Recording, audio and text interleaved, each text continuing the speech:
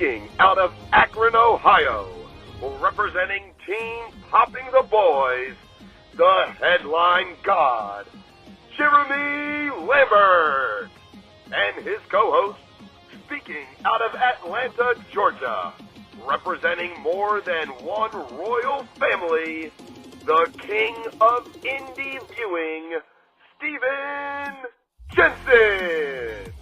And this is the Spotlight on Fightful.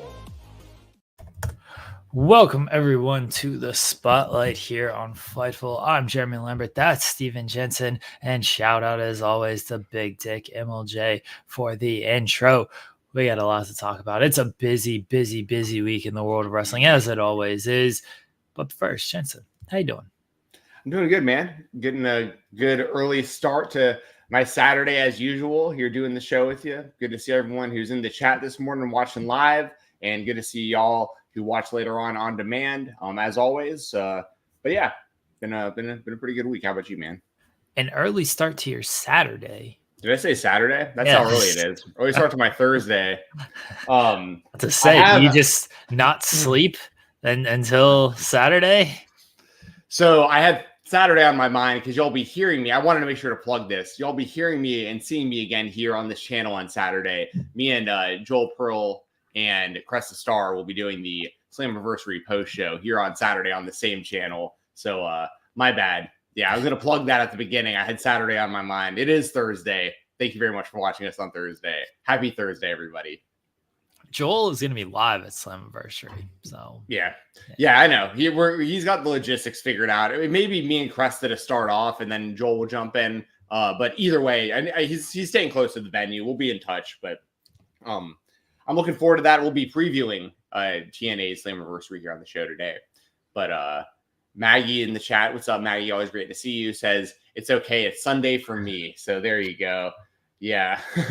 Yeah, I mean, for those of you who don't know, if you can't tell, I wake up right before we start doing this show on Thursday. So my brain is a bit scrambled. I'm like kind of snapping it into the day as we start talking. So a little scatterbrained here, but we'll get through it. We got a lot of good wrestling to talk about today. So.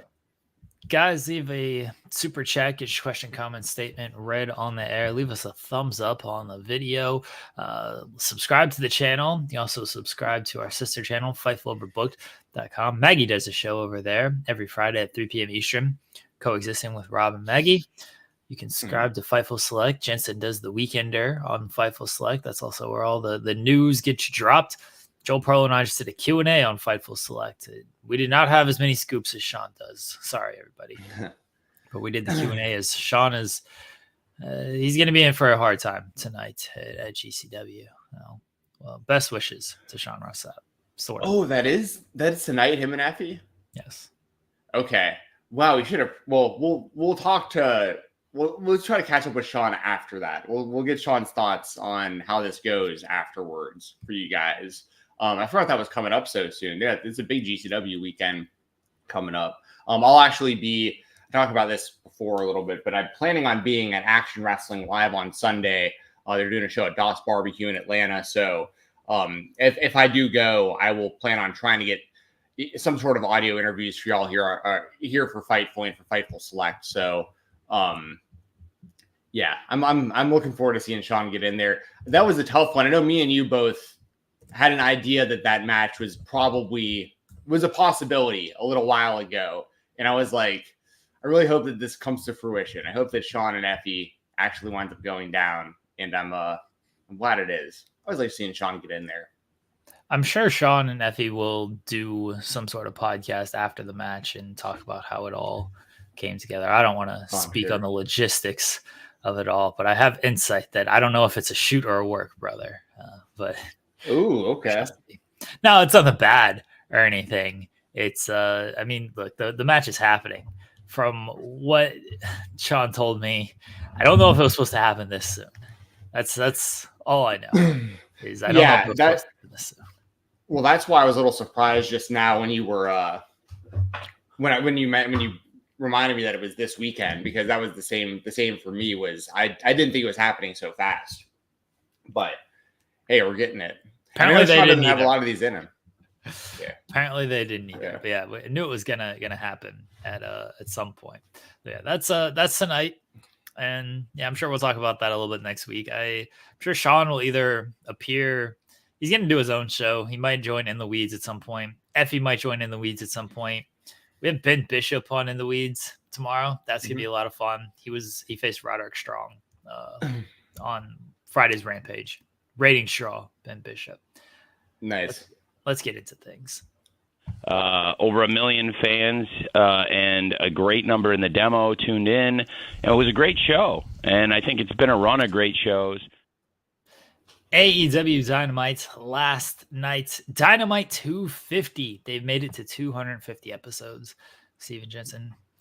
And it was begun by MJF winning the AEW International Championship, defeating Will Ospreay with 2 seconds to spare on the clock. And before going to a 60-minute time limit, they went 59 minutes and 58 seconds. What'd you make of the match and then the decision to put the international title on MJF? Well, okay, so this match was obviously incredible. There's a lot of people calling it the best match in the history of Dynamite. You don't think so? No. What would you put above it? I liked Ebony match with Bryan Danielson more. So they did Danielson and Omega on Dynamite, didn't they? Danielson and Omega was better to me. Danielson and Hangman, which also went 60 minutes, was better to me. I'm sure there's other matches that if I think about it, I enjoyed a lot more. Those are 2 off the top of my head that really stand out. Kenny Omega and Pac, I really enjoyed. That was a Dynamite match. Look, I'm not going to put words in other people's mouth. If you thought it was the greatest match on Dynamite ever, more power to you. I do believe that some people were being hyperbolic and what's the prisoner of the moment kind of recency bias of like, wow, that was amazing. And so they just wanted to, you know how it is online. Anything's got to be the worst ever or the best ever. There can rarely be like a middle ground on these things. If you thought it was the best match ever on Dynamite, again, more power to you. It's your opinion on things. I personally did it. Another match that I think deserves a shout out. It was a totally different type of match, but I love that Santana Ortiz versus Best Friends parking lot brawl, like really early on in Dynamite. That was great. And what was so cool about that to me too is like because of what AEW, it kind of still represents this, but what it kind of really represented when AEW was founded was, you know, I'd seen Santana and Ortiz on Impact, you know, and I'd known them as EYFBO on the indie scene, but like they were in front of a lot more people, obviously, on the Turner networks on AEW, and then like on the Best Friends side, like to see. It was just cool to see these people in this position because like Chuck had never been on that kind of stage. And pretty much everyone who he trained with or he trained himself had like surpassed him as far as like being on like, you know, national television, all this stuff for years. And he just never really got his shot. And Trent had his quick WWE run and it did great, you know, internationally and stuff. It was just kind of cool seeing all of them have like this moment. And Orange Cassidy and how over he was and how over he is. So yeah, it's cool. There are things that stand out to me throughout the years of Dynamite. I do think that this definitely deserves a mention, though, like because I'm torn on this match for a couple reasons. The main one, I thought the actual match was incredible, but I don't like the finish of like Ospreay like not wanting to hit the Tiger Driver. I get that that's right. I get that that's obviously a story, and like they've almost shoved that down our throats at this point. Like we are very, very aware he doesn't want to hit this move. So then why is he teasing hitting it? And why, like that literally cost him the match. Like after this incredible hour-long match, it came down to, you know, him just like not finishing the job against MJF. And then like all of a sudden there's a ref bump. And then I don't necessarily mind MJF using the diamond ring. I mean, because he uses it so often. That's basically like a finisher in itself. Like I kind of expect him to go for that in most of his matches. Like, so I don't really mind from that sense, but I don't love Ospreay, but essentially costing himself the match. He had MJF hanging upside down for like 30 seconds about to hit that thing and just was like, no, I'm not going to do it. It's like, well, then what were you going to do? Like, do you like, I mean, I don't, it sounds like you kind of agree based on you. I don't like that story overall. Yeah. And I don't like it. It's because Tony Schiavone was like, this almost ended Bryan Danielson's career.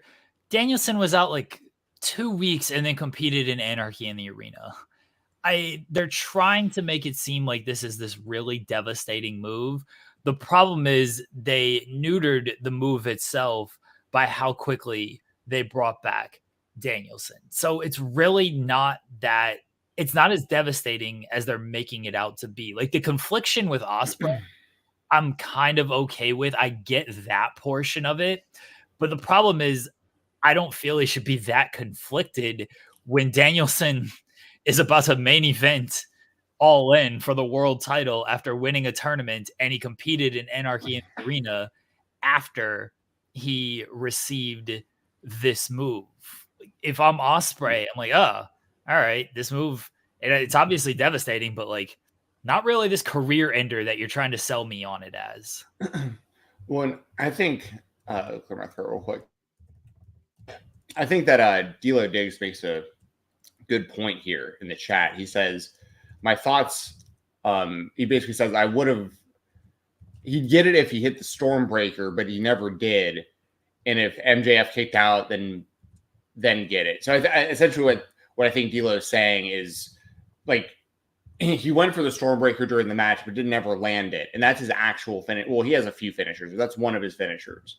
And had he hit that move and MJF kicked out, then maybe I go for the Tiger Driver. But that's the other thing to your point about the effectiveness of the move. I don't think he ever used the Tiger Driver as a finisher. Like he's never beat someone with it. He just like it uses a setup, like a really dangerous move, and it injured Bryan Danielson. But like if you're trying to finish the match with the best move, like you would have went to the Stormbreaker, like theoretically, right? Or just another hidden blade. Another thing to me is like, why are you afraid to hurt somebody? Like you're doing suicide dive Stormbreakers that MJF can't even see you coming. I mean, I know he's looking at the screen probably to make sure, but you know what I mean? What kayfabe here, like you're okay with running and diving and hitting someone in the back of the head as hard as you can, but like you won't drop someone on their head or you won't just like do your finishing move. The guy's got that. He's got the Os Cutter. He's got that spiral tap type thing he does every now and then. Like, plenty of finishing moves. Like, why would he not? The whole point of a wrestling match is obviously to hurt somebody and to pin them for a 3 count. The confliction story for me, I don't buy it. I'm not interested in it. It doesn't make sense to me on a lot of levels. The biggest one being the Danielson thing. But yes, when he does the double underhook, he can go right into the Stormbreaker. Like, why do you have to hit the Tiger Driver? Why is this like, this is the end all be all? The Tiger Driver. It's not a story that I think adds anything. And really, I thought it took away from the match because it felt like lasted forever at the end there. Like it just felt like they were killing time until they could do the buzzer beater pinfall. And then overall, like I'm not the biggest fan of super long matches. I think everyone knows I appreciate a good 12 to 18 minute match. That's my wheelhouse. Anything longer than that, you gotta really hold my interest and really like go full bore to hold my interest for 60 minutes. And like this match did that for the most part, but there were also just some lull stuff that I couldn't bother to get into. And when when you can tell the match is just gonna go about 60 minutes, it's even tougher for me to kind of be like, okay, I'm gonna bite on this pinfall. Like once they hit the 35-minute mark, I was like, oh, this is going 60. And at that point, it's not that I'm taken out of the match. I do. And again, this is my own personal feeling on it. If you feel otherwise, more power to you. But once they hit 35 minutes and I could tell they were going 60, I'm like, all right, well, I'm a little less interested in basically everything that happens from here until the finish, because I can just tell where this is going. I mean, I understand what you're saying, but I also don't want to downplay how good this match was. Like, those guys went out there and busted their asses for that whole hour. Like, and another thing about this is I've said over the last few months, actually even longer than that, really, from the time that MJF turned babyface, and especially once the Devil reveal and MJF leaving for injury, and then, you know, since he's come back, like I've talked a lot about my concerns about like his character in the company, because I know how valuable he is and how valuable he should be, especially as a heel. And one thing that last night, you know, is, you know, Forbidden Door also and against Rouge and Hechicero and all that stuff he's done recently, like he's been spotlighting that he's a great in-ring wrestler. And like, you know, those matches were very, very solid matches. But then like this match with Ospreay, like he went out there and just showed like he really can, like MJF really is one of the best in-ring wrestlers in the world when he goes out there and like, you know, needs to be. Like I want to give him so much credit. And Ospreay, of course. And it's crazy because like with Ospreay is so good that we just expect this every time we see him. You know, like the bar for him, if he has an average match, people are going to say it was the worst match ever, you know, because like it's just the bar is so high every time we see this guy wrestle. But so I really want to highlight that. Like it was an incredible match. And I understand if people think it was the best match in Dynamite history. I do think it definitely needs to be mentioned as one of the best in Dynamite history. So congratulations to them for putting on a great match with one another. As far as the finish, didn't love the finish, just talked about that. What I did like is afterwards how they put the oxygen on MJF and his eyes are like rolled back in the back of his head, like he can't stand on his own, and he's like barely holding the title up. I don't think I've ever seen a visual like that where someone had the oxygen on but like was holding the title over their head. But like, I mean, he did that against Danielson after they went out. Oh, that's right. Yeah. But that's so gnarly. That's so gnarly. I love that visual. That's very cool. That's smart. Because like neither guy could even stand afterwards. Like that pinfall lasted like 3 minutes, like laying there on the ground on top of each other.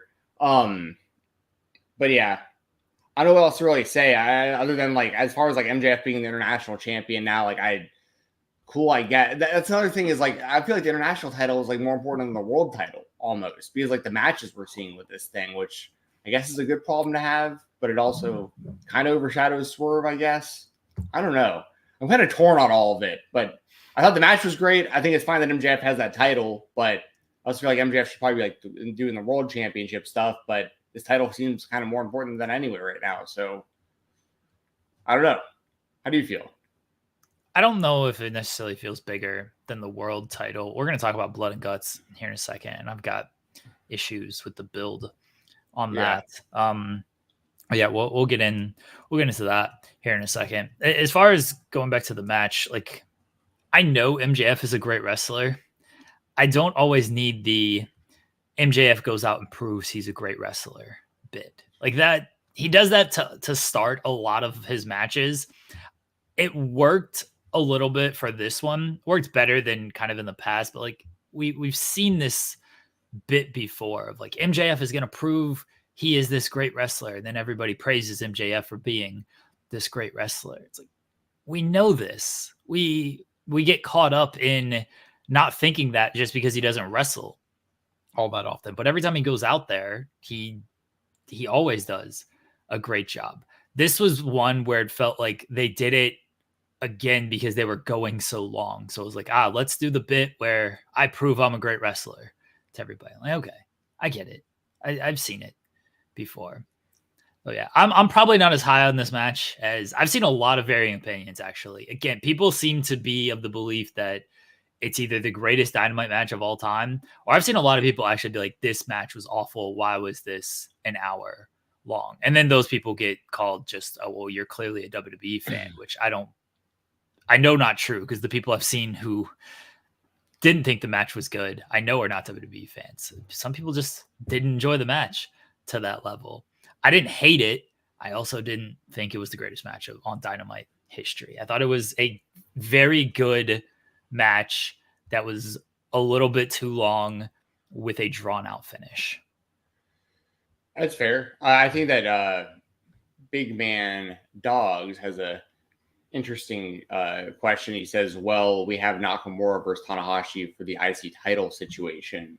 And what I think he means by that is like in New Japan, at one point, the IC title was viewed as like equal or maybe even more prestigious than the World Championship. Yeah, it headlined Wrestle Kingdom, which was a big deal at the time. Was that AJ Nakamura? I think so. Or was it Tanahashi? No, I think it was Tanahashi. That's the whole point. Yeah, so they did like a fan poll, and it was Tanahashi and Nakamura that ended up being.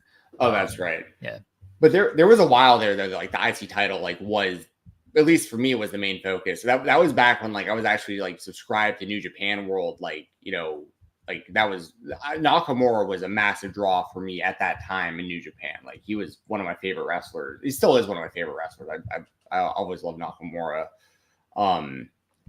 But I to be honest, I kind of do see that with International Championship. Like I need to give, I've given Swerve plenty of credit, and I continue to. Like I like him as the world champion. I think he deserves the title. Like I like his character. He has great matches. Like nothing against him at all.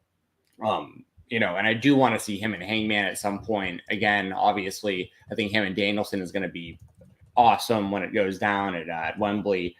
So it's not like it's really necessarily overshadowing it, because there's great stuff going on there, but it is like when you have guys like Ospreay and MJF holding that championship, the guys who you consider to be world level title guys, and like MJF, it's just interesting because also MJF lost the title right before he left, the world title. And he hasn't really targeted getting that title back, but he's been focused on this title, which makes you kind of feel like, well, I mean, it's got to be as important, right? Because MJF wants it, you know, but once again, that's not necessarily a bad thing. Like it's good that you have multiple title belts that have this type of credibility. Like these aren't complaints. I'm just kind of throwing it out there where it's like, I wouldn't be surprised if we saw, I know that the main event of the show last night was not the international title, and it did feature the world champion. But like my point is, I wouldn't be surprised if we saw more shows that were headlined by the international championship, especially if MJF's going to be the champion. You know what I mean? Yeah, Ospreay's been headlining shows. Yeah, so I think they'll continue to move forward doing that with this title. I don't know how often MJF's going to defend it though. MJF is not the wrestler that Will Ospreay is, in the sense that he doesn't wrestle every week. Will Ospreay goes out there every single week and wrestle. MJF is not that guy, and that's what enhances the character. But I don't think we're going to see a bunch of title defenses with MJF on television. Maybe they will. Maybe they'll switch it up, and you'll get more MJF TV matches. I'm just not going to expect it. Yeah, you're probably right about that. I mean, it would be nice though if he did wrestle more often, but however they want to use him, like I'm an MJF fan, so I'm happy that this is happening. I'm also an Ospreay fan. I'm interested to see where all of it kind of goes for both guys. Like Piledriver Finisher mentions in the chat that AEW specifically has too many titles. I've talked about that plenty. Like I think they could totally do without the TNT Championship, for instance, at this point, probably the Continental Championship and stuff but that's a whole other kind of conversation. But it is it's a double-edged sword, right? It's kind of a seesaw of like, yeah, there's too many titles, but at the same time, they have elevated this international championship pretty well. So, I mean, they've definitely elevated the international title. At the same time, they've downgraded the Continental title, because that used to be when Eddie had it and was defending it, like it seemed like a pretty important title. Now Okada has it. I think he's just done the one eliminator match. Maybe he had another title defense, but he did the one eliminator match, that awful match against Ultimo Guerrero, because the mask issue and everything, wasn't a good match. That wasn't through really the fault of Okada. It just wasn't a good match. But the Continental title is just kind of there. Yeah, you're right. I feel like the Continental title is just kind of there, and then the TNT Championship's just kind of there. At least how I feel about it. I forgot that Jack Perry won that thing, and now the tag team titles aren't meaning a whole lot either right now. Yeah, the FTW title, like, I mean, just like it's basically a prop for Jericho right now. That's whatever, honestly. Yeah, but I'm just saying, like, it's a unrecognized title that they have sanctioned title matches for. So like it is, whether they say it or not officially, that is also one of their men's singles titles on the show. So, you could just kind of, I feel like you can do without a lot of that stuff, but it is what it is. We got a super chat from Chi-Town Spurs who says, my biggest issue with the finish is that one punch with the diamond ring for the pinfall after everything they went through didn't feel like enough. That's fair. I will say I didn't mind that finish because I kind of look at it as boxing or MMA, in that Ospreay's guard was down. He just had this big conflicted, why he didn't do the why am I so violent with my hands like they used to do back at NXT, but can I be this violent? So his guard was down, and then if you get hit with a punch that you're not suspecting when your guard is down, like that's a knockout. And if you get hit with a punch where a man has a diamond ring on his hand, like that can also be a knockout. So that's why I didn't really mind the finish too much. Yeah, I'm with you. And Chi-Town Spurs says diamond ring then brain buster. I mean, to seal the deal, I wouldn't hate that, but I mean, the diamond ring is enough for me also, to be fair. Like he's beat a lot of people hitting them in the head with that ring. So Big Man Dogs also mentions merge the Continental and International belts to make the Intercontinental title. I've said that so many times on this show. So I agree with you 100%. We're on the same page there. I literally merge those two belts names and you have an Intercontinental Championship. So, but yeah, I mean, like I said, a great match. Didn't like the finish. I mean, when I say I didn't like the finish, I'm not talking about MJF winning with the diamond ring. I'm talking about Ospreay costing himself the match and a ref bump and then the ring. Like if it would have just been like a quick, they're exchanging moves, the ref just kind of like gets pie-faced or like, gets kind of out of position for a second, and MJF just had a couple seconds to slide that thing on and hit him like that, I would have had no problem with that at all. But the way that Ospreay cost himself, and that's the other thing, Ospreay is being booked great in AEW as far as like being able to get in the ring and have great matches against great opponents. So on that sense, I think it's been great. But on like the booking side, as his character, it's been confusing for me because like you have this whole Tiger Driver thing, him costing himself matches, and then you also leading up to this had him in the Callis family. He's a baby face with a heel manager, and so it was just that kind of stuff is weird to me. Like some of the booking decisions for Will Ospreay, but they tried to recorrect that quickly. They didn't even do the big turn on Ospreay that I think a lot of people were suspecting. It was just like, I'm leaving. Callis like, all right. Sorry, I forgot. Yeah. Oh, you're good. No, you said, Callis said, we lost you when you were saying like Callis was just like okay with him, or at least saying he's okay with him leaving. Yeah, they didn't even like jump him out like you would expect to happen to kind of get extra babyface sympathy on him. It was just like, I'm leaving. Okay, cool. Good working with you. Right. That was it. All right, sure. This despicable heel group is just like, leave on your own accord. Maybe they'll come back around to it, but I feel like they will. I mean, they probably should. I feel like they will, because the story is now Will Ospreay is not winning without Callis. He lost a swerve. He did beat Garcia, but then you can kind of blame MJF for that. He lost to MJF. So maybe the story is they will come back around of Don Callis of, hey, you can't win without me, dude. And so they'll go back to it. So I imagine they will go back to it. That's actually a great point. And if they do that, I will actually retract what I just said about his booking, because that actually is an interesting story. If he's conflicted, he is a babyface. The fans are cheering him. He's having banger matches, but in his own mind, storyline wise, he's like, he kind of crawls back to Callis, or at least considers it, or so, because like he is losing now without him. That isn't. I hadn't really considered, because my mindset was just like, eventually the Callis family is just gonna like attack him, like, and so like it'll give Ospreay something to do storyline wise after Forbidden Door, or sorry, not after All In or something like that. But I think you're right. Actually, I think that's actually a really, really, really good point that needed to be made about all this. That Ospreay is losing, and it's all been since he left Callis, so he would have a reason to want to consider going back with him, and then that's a whole other storyline in itself.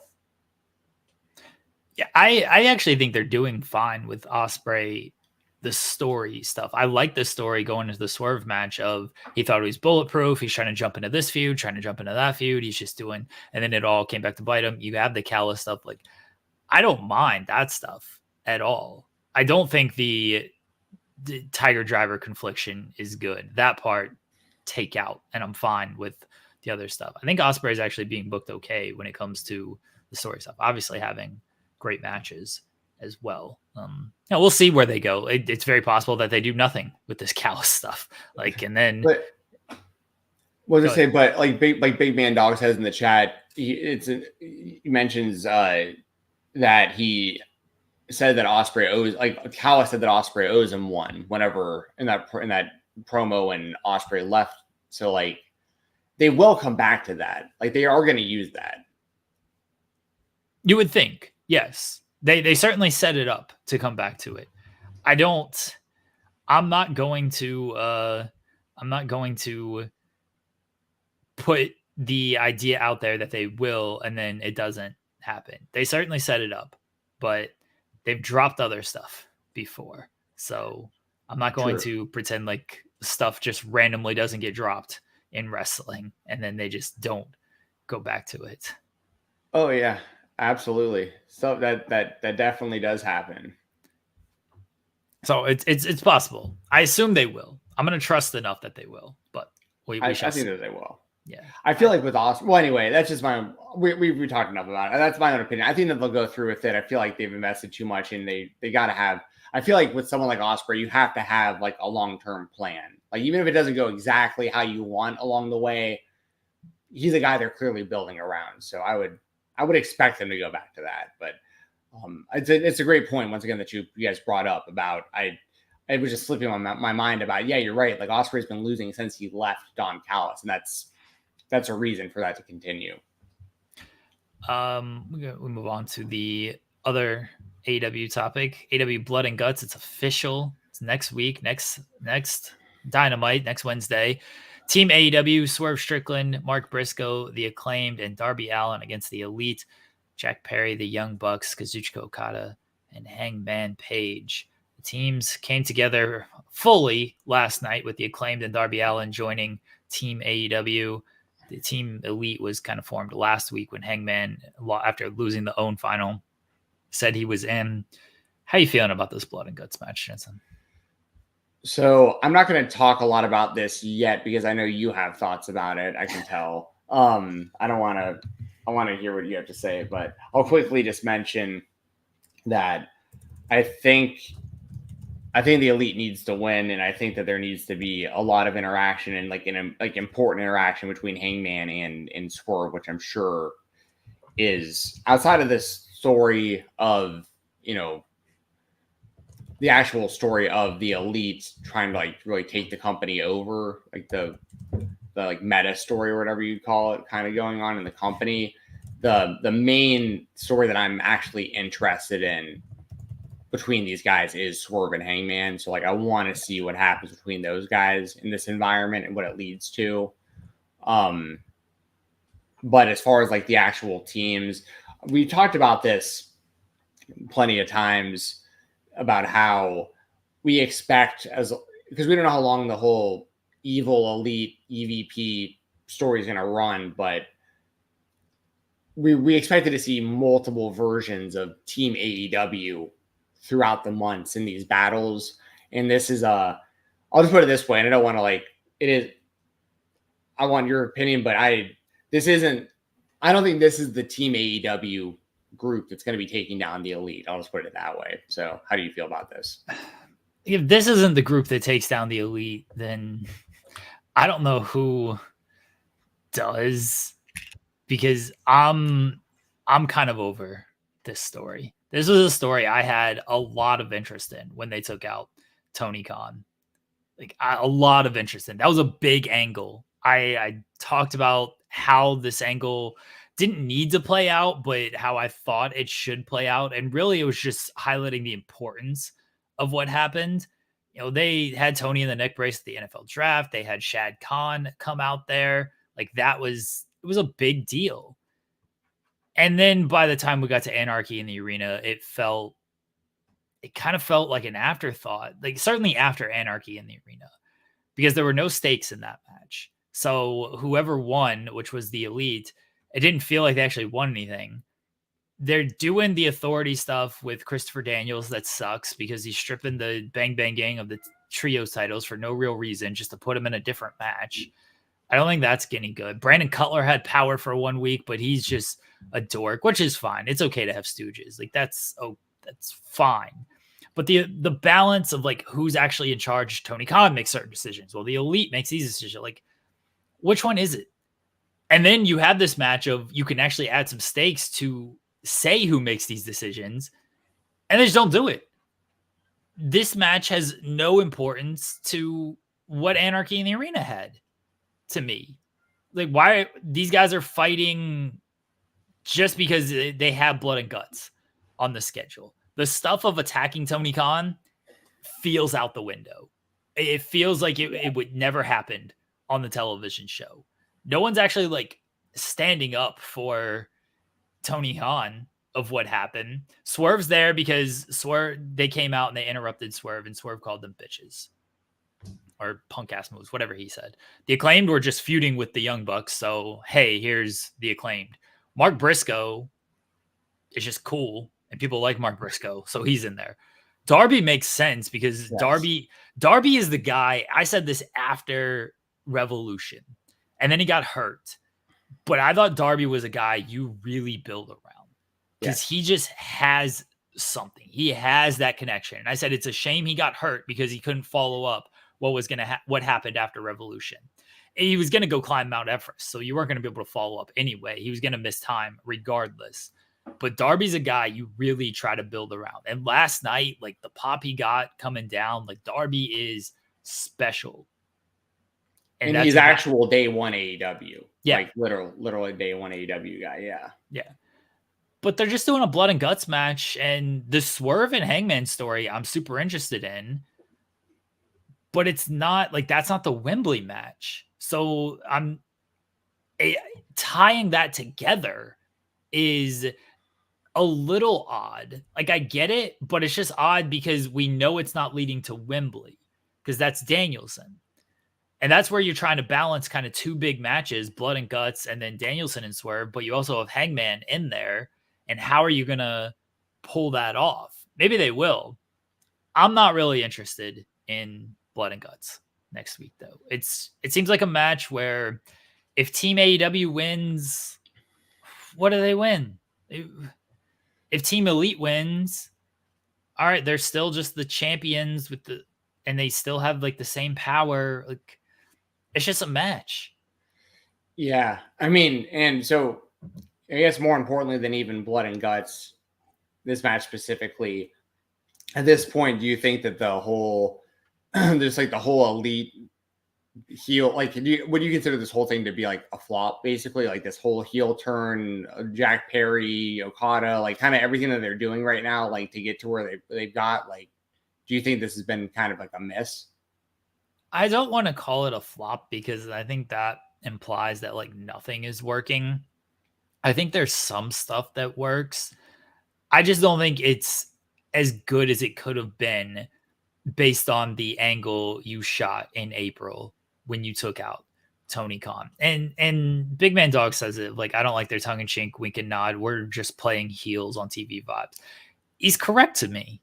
And we've talked about it on I've certainly talked about it on other shows. Like the wink and nod stuff works with like Chris Jericho because he's kind of like mid-card stuff right now. He's doing a mid-card act. When you're trying to play these top heels and you're trying to do basically a company takeover, the wink and nod stuff doesn't work. You should be presented more serious. Like you can kind of throw in a little stuff there, but overall you want to be more serious threats. You want to be more serious characters when you're out here attacking the boss and getting a billionaire mad at you on national television. Doing the wink and nod bitch type thing, like that's kind of just mid-card comedy stuff.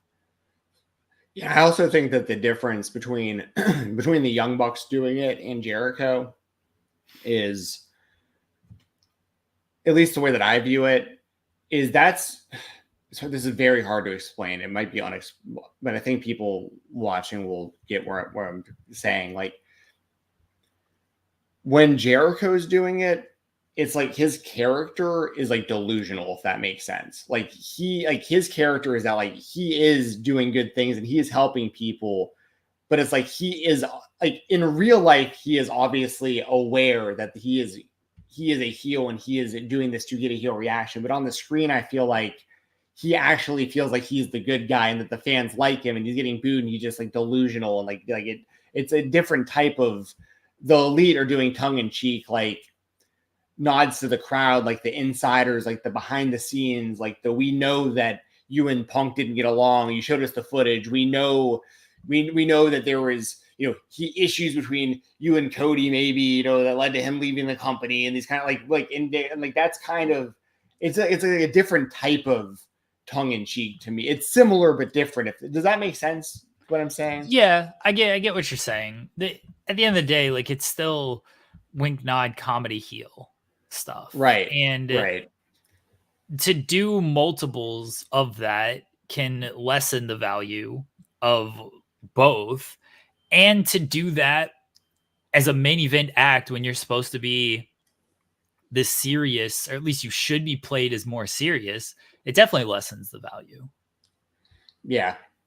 Yeah, you're right. And I think that a lot of this comes back to what you mentioned with Tony Khan getting attacked and how I don't think the follow-up to that was ever like really capitalized on, with them being like vicious heels.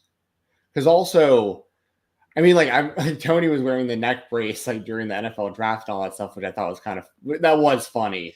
They got a lot of publicity and stuff too. But again, the follow-up just wasn't there. It wasn't. And Chad versus Jack Perry's actually been very good in this role. Jack Perry has brought a seriousness. Hangman Page, I think, has done a good job. It's been smaller segments, but like we know what Hangman Page is after. We know he is serious. They've been okay. The Bucks have been a little have not been the threats that you would want them to be. And Okada, I know he's done well on television. People love the bitch line and everything. It's funny, but he probably shouldn't be doing that in this act. Yeah. So I'm torn on Okada because I like that he's showing this kind of personality, and because obviously, I shouldn't say obviously, but for the record, I don't speak Japanese. So when he was in New Japan, I don't know, because basically when I was seeing him in New Japan, I was just seeing his matches and then just whatever I was hearing on. I actually preferred to listen to Japanese commentary over American commentary, just because the vibe and the feel of the show, just my preference. I've actually done that with anime movies before, where I'll listen to the Japanese, but I'll read the subtitles. But I like the experience. And anyways, the reason I'm saying this is because I don't know how much Okada showed this type of personality in Japan. You know what I mean? I don't know if he was a funny guy to the crowd, or if he was way, way more serious. Because what I saw was just a bunch of serious matches when I was watching him. But I don't know how funny he was, how much personality he was showing outside of the matches that I was watching. So I do like that he has a character on AEW, and that he's got like layers to him. But the flip side of it, and what I've seen from people who don't like this, is there are a lot of people that are like a lot of fans that I think have a good point that don't really want to see this version of Okada, and they're like, dude, you're paying him multiple millions of dollars a month, and we want to see the Okada that we know from the Omega matches and all these all the Wrestle Kingdom runs that he was on and all this stuff, and it's just like a different type of Okada that we're getting than what I think people were expecting. I'm not necessarily saying that was a bad thing. I actually like that he's showing personality, but there is the fine line there between like being too goofy and too unserious and being the guy that, they signed for all this money, if that makes sense. Yeah. And I think they're leaning too much into the goofiness that, again, for this angle doesn't work. But they've neutered this angle so much that maybe in my head, I think it's bigger than they actually care for it to present it. But if you're doing an entire show around it, it's blood and guts. If you did, I just go back to the Tony Khan attack, and I'm just like, that was a moment. That was a moment where so many people were talking about the company. You had a lot of eyeballs and attention on you, especially Tony wearing the neck brace at the draft. It could have been so much bigger. Like, they barely reference it. They don't show it on television. I don't know. I'd be replaying this thing every single week of just here's Tony Khan getting attacked. Like, it's a big deal.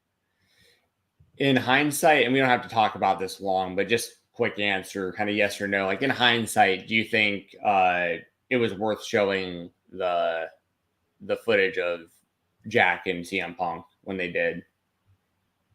Yes, like I understand the point, and it worked to bring back Jack.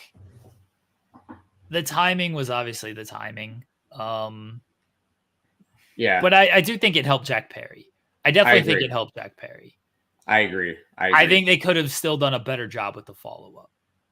Jack benefited.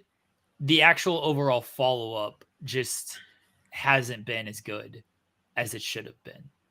I agree 100% with all of that. We do have another super chat for Smash on Spurs. Says, feels like another situation where injuries derailed initial plans and the pivot has been very lackluster. I think the only injury to me would have been Copeland. Copeland may have been part of this, and maybe he would have been in the Mark Briscoe spot. I don't know if another injury derailed. I think Darby probably would have been involved right away. I know he was doing the Everest, but like, actually, maybe because he was doing Everest, he wasn't going to be involved. Actually, you're right. I'm trying to think of other people that would have been. I think they could have. I'm not fully buying the Darby thing, because if we go back to Anarchy in the Arena, okay, I can maybe buy some injury because Eddie Kingston was supposed to be involved in that. Maybe Eddie was also going to be involved in Blood and Guts. Not sure. But they kind of lucked out in that Darby got in that spot, and Darby was just as good as Eddie in that spot. Darby could have still been on television in some instance before a couple weeks ago to help build this. Copeland was fully off. FTR, I don't know if they were going to be in this spot because they were doing that match against Claudio and Yuta that went to a draw. I don't know if it was necessarily going to be them in this match. It feels like it might have always been the Acclaimed. And the injuries, I don't think that's a good enough excuse of the for them pivoting, because the injuries did not impact the bigger story of Power. Because you could have still told that story with the Acclaimed, with Darby missing time, with Swerve there. You could still tell that story. That had nothing, the injuries of FTR and Darby off had nothing to do with the story of Tony Khan being attacked and the overall story of Power. Because you could have done the same thing. The Acclaimed actually would have made more sense. They would have been more upset than FTR, because the Acclaimed would have just been like, no, Tony Khan was a guy who put us together, saw something in us, and look what we've done for him. Darby always made sense in the spot. Mark could have sold that a little bit more of how Tony Khan was always there After, Jay's passing, Tony Khan fought for us to get us on TV. And now I want to repay by being in AEW. Swerve, same thing. Like Swerve kind of referenced it in that first promo. He just called it a bitch move. And then that was it. So I don't think the injuries, I'm not going to, the pivot hasn't been good. I understand you. It's not an excuse. You're saying that it's a big problem. AEW can't seem to book around injuries. That has been an issue. But in this case, the injuries should not have impacted the overall story. Yeah, I'm with you. We know we got some other topics we got to get to. Who do you think wins the blood and guts match real quick? The Elite. The Elite? Yeah. I think this continues. I don't think this is the AEW squad that's going to take them down yet. Then who is? I don't know. We don't have time. We don't have enough time for me to go through the roster and pick out the dream team, but I think a better squad than what we're getting in Nashville. It'd be 2-0 Elite at that point. Maybe they'll issue the third challenge as well, even though they won the first two. Yeah, I mean, hey, listen, I will say though, badass moment for Darby coming down like Sting from the rafters. I love that. And Darby has something. He should take them all out on his own. He's the man. I've been saying Darby since day. I mean, I can't say. Well, I was a fan of his on the Indies. I've talked about it 1,000 times. I got to see him live in Chattanooga against Joe Janela in like 2017 or something, and I was like, oh my god, this guy's incredible. He's small. Like WWE's not going to ever want this guy. This sucks. This guy's never going to get on TV. And then AEW comes around, and I'm like, oh my god, he's got a shot. This is great. And I was in Atlanta when he made a return. He saved. It was Moxley was getting beat down by the Inner Circle on like an early Dynamite, and Darby made his return after like being off for a few weeks, and his reaction was massive. And that's when I knew. I was like, the AEW audience, he's one of their guys forever, I think. So yeah, I'm a big Darby guy. So there's not much more I can say other than I hope that coming out of this, I mean, he should be in the world title. He should have been in the world title mix after the Sting retirement, in my opinion. So I mean, it's all good. I'm a Darby guy. I need to finish the story. In the WWE, the story never finishes. Gunther and Damian Priest had a confrontation on Monday's Raw. Damian Priest was saying, I was living on the streets. I fought for my dream. Battle. I had to work my way up. Now I'm the WWE World Heavyweight Champion. Gunther said, you still suck. You're street trash, and I'm going to crush all your hopes and dreams because I'm the greatest wrestler alive. Paraphrasing all of this. Yeah. What do you think of all this, Jensen? I really like this. I like Gunther a lot. And seeing Gunther and Damian face to face really like drives home kind of like how large Gunther is, like how tall he is, because he lost a lot of size over the years as far as like weight. He was a much larger human being years back, but I always forget how tall that guy is. Like him and Damian are like the same height. And I mean, I love Gunther's matches. I think it's inevitable. I really feel like he should be the world heavyweight champion coming out of SummerSlam. I really think he should win that match. And I like the international. I mean, there's a lot of international, superstars in the WWE, obviously, but like we're getting more and more towards the top. Like obviously Damian being the champion, then you got Gunther. It's just like everyone looks different, sounds different, has different types of moves and like a different type of vibe about them. Like I like how kind of fresh everything feels right now. And I think that that's part of it for me is like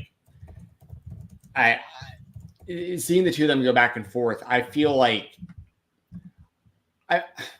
I don't know if one guy or the other necessarily like won the battle. Like I guess I'd give it to Gunther. Like, but at the same time, like it made me way more interested in the match against those two guys because I was trying to think of all these ways in recent months how they were going to figure this out with Gunther getting the title shot at SummerSlam. I was thinking, okay, well, is Seth Rollins going to win the championship? Is McIntyre going to win the championship? I really didn't think they were going to go with Priest versus Gunther. I really didn't. I thought Priest was going to lose the title before this. And after seeing the two of them in front of each other and going back and forth, you can tell, okay, Priest is being built as the baby face and they've been heading this direction for a while with him with the Judgment Day. He's kind of been the good guy for a while. He hasn't wanted the help of the Judgment Day. He's been trying to, figure out this whole thing between Dom and Liv and Rhea and Carlito and everything going on, and Balor's in the background plotting, you can tell. And so it's clear now, by the time we get to SummerSlam, it'll be very definitive. Babyface Damian Priest, heel Gunther, and yeah, I think that Gunther should win the championship. But I will say, I think it was effective. I think on Monday, they effectively sold me a lot more on the two of them wrestling each other as a very real thing, and that is going to be the match. And they're giving us reasons why the guys don't like one another heading into this. So I liked everything about this. I thought Priest beating Braun Strowman in a very definitive fashion did a lot for him as well, because all of his wins have been basically through help by other parties.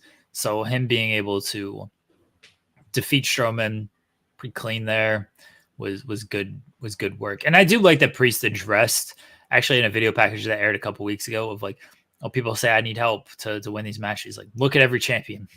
Who hasn't needed help to win these matches? This is just how it is, guys. And I don't know if you fully want to point that out of basically all these title matches just kind of have some interference shenanigans in them, but at least he addressed that of, look, Roman Reigns had help in every match. Cody Rhodes had help from friggin' Bollywood actor against Logan Paul. All these guys had help. Cody Rhodes had help from not Steve Austin at WrestleMania. All these guys got help to win these matches. It's not just me. On a side note, this is an honest question. Did Strowman get injured, or was he just selling really well against Priest? I think he was just selling well. I don't think he's hurt.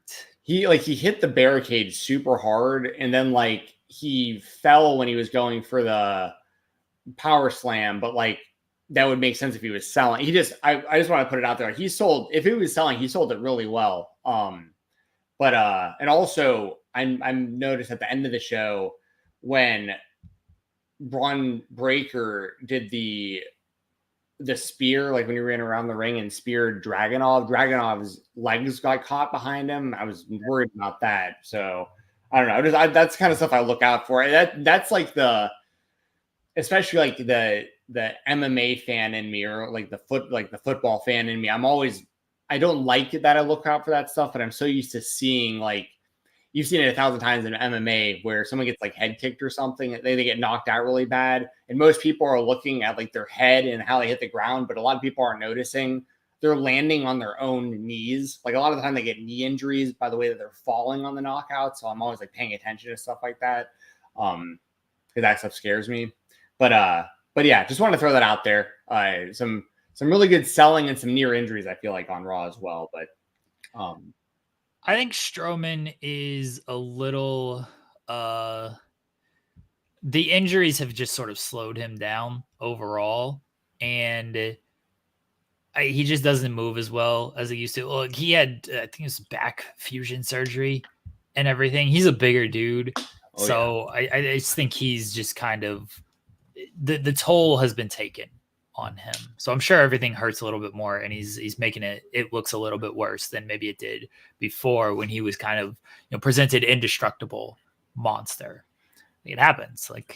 People get older, injuries, especially major injuries like that, they're gonna look bad. Yeah, the Dragunov one looked rough. That spear looked like it got caught up a little bit, but it seems like he's fine, which is good. Yeah. So yeah, it's worth keeping an eye out on Strowman. I think that's a good call. I can tell. I'm big on body language. I could tell when Strowman, even when he was walking down into the ring before the match even started. And I'm not sitting here I don't want to misdiagnose someone. I'm obviously not a doctor, but I think he has something up with either his hip or maybe one or both of his knees. Just the way that he walks, there's a different. You can tell he's in pain, or there's something up. Once he gets, it's actually the same with CM Punk a lot of the time. When those guys don't have the adrenaline going, once you get the adrenaline, all of a sudden you're able to do everything. You start running around, you start feeding off the crowd. It's amazing to see it. But if you see someone like CM Punk not warmed up, because he's always, as much crap as I give CM Punk, like he's put his body through it over the years. I mean, and when he walked kind of like with like a limp a little bit when he's just walking around. But then when he's ready for a match, he's moving good, So this was worth looking out for that kind of stuff. But yeah, all these guys, we probably don't credit them enough for this as much as like we critique wrestling and stuff like that. But all of these performers that we're talking about deserve so much respect because they are all constantly in pain for our entertainment. So, and for their profession, to be fair, but they're all in pain. Yeah. All right. The other WWE topic, Logan Paul and LA Knight. Yeah. People know that you are not the biggest LA Knight fan in the world. I would say go as far as say you are LA Knight hater. You don't understand him. You don't get why he's so popular. You think he's a Rock and Steve Austin ripoff. You believe that he shouldn't even be in WWE. I never said that. I didn't go that far. Everything else up to that point was accurate, though. He shouldn't be in WWE. He should still be doing infomercials on late night television. Yeah.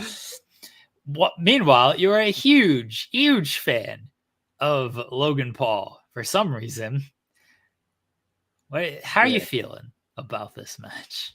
Now, Power Driver Finisher says he's also not a Taker fan, so don't try that shit today, Jensen. Who's not a Taker fan? Who am I missing? Me. I'm not the Taker. Oh, you. Oh, that's who you're talking about. But let me hawk to you. That's actually pretty funny. Okay. The issues I have with LA Knight, I actually don't have as much issue with anymore. Mainly when I was going hard on the LA Knight hate was when there were people out there that were trying to.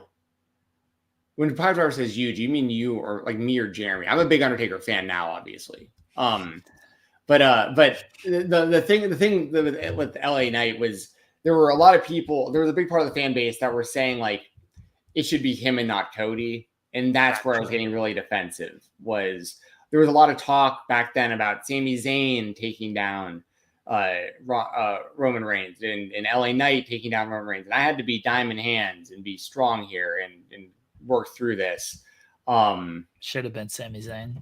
Yes. Powder Finisher. I can't get off of this. I have an Undertaker beanie that I wear most of the time now. Okay. Like I'm just because he helped Cody. That's a fake fan. Well, some people might not like hearing this because I know he has some controversial takes occasionally, but of all the wrestling content I consume, most of it right now is his podcast. So I actually do enjoy listening to the Undertaker talk about wrestling. I'm a bigger fan of the Undertaker as like him just like shooting the shit than I was of like a fake dead person his whole career. Like I kind of wish he was doing this the whole time. In hindsight, the American Badass I was actually maybe more of a fan of than anything else that he had done. Except for saving Cody, which of course was a heroic move and really, put him in GOAT status for me. Still not better than Sting though. But anyways, LA Knight, yeah, he cuts the same promo every time I see him. It is what it is. I do stand by. He is a clone of the 90s wrestlers that I grew up on, the 80s wrestlers, guys like Steve Austin and The Rock specifically. He takes a lot of inspiration from.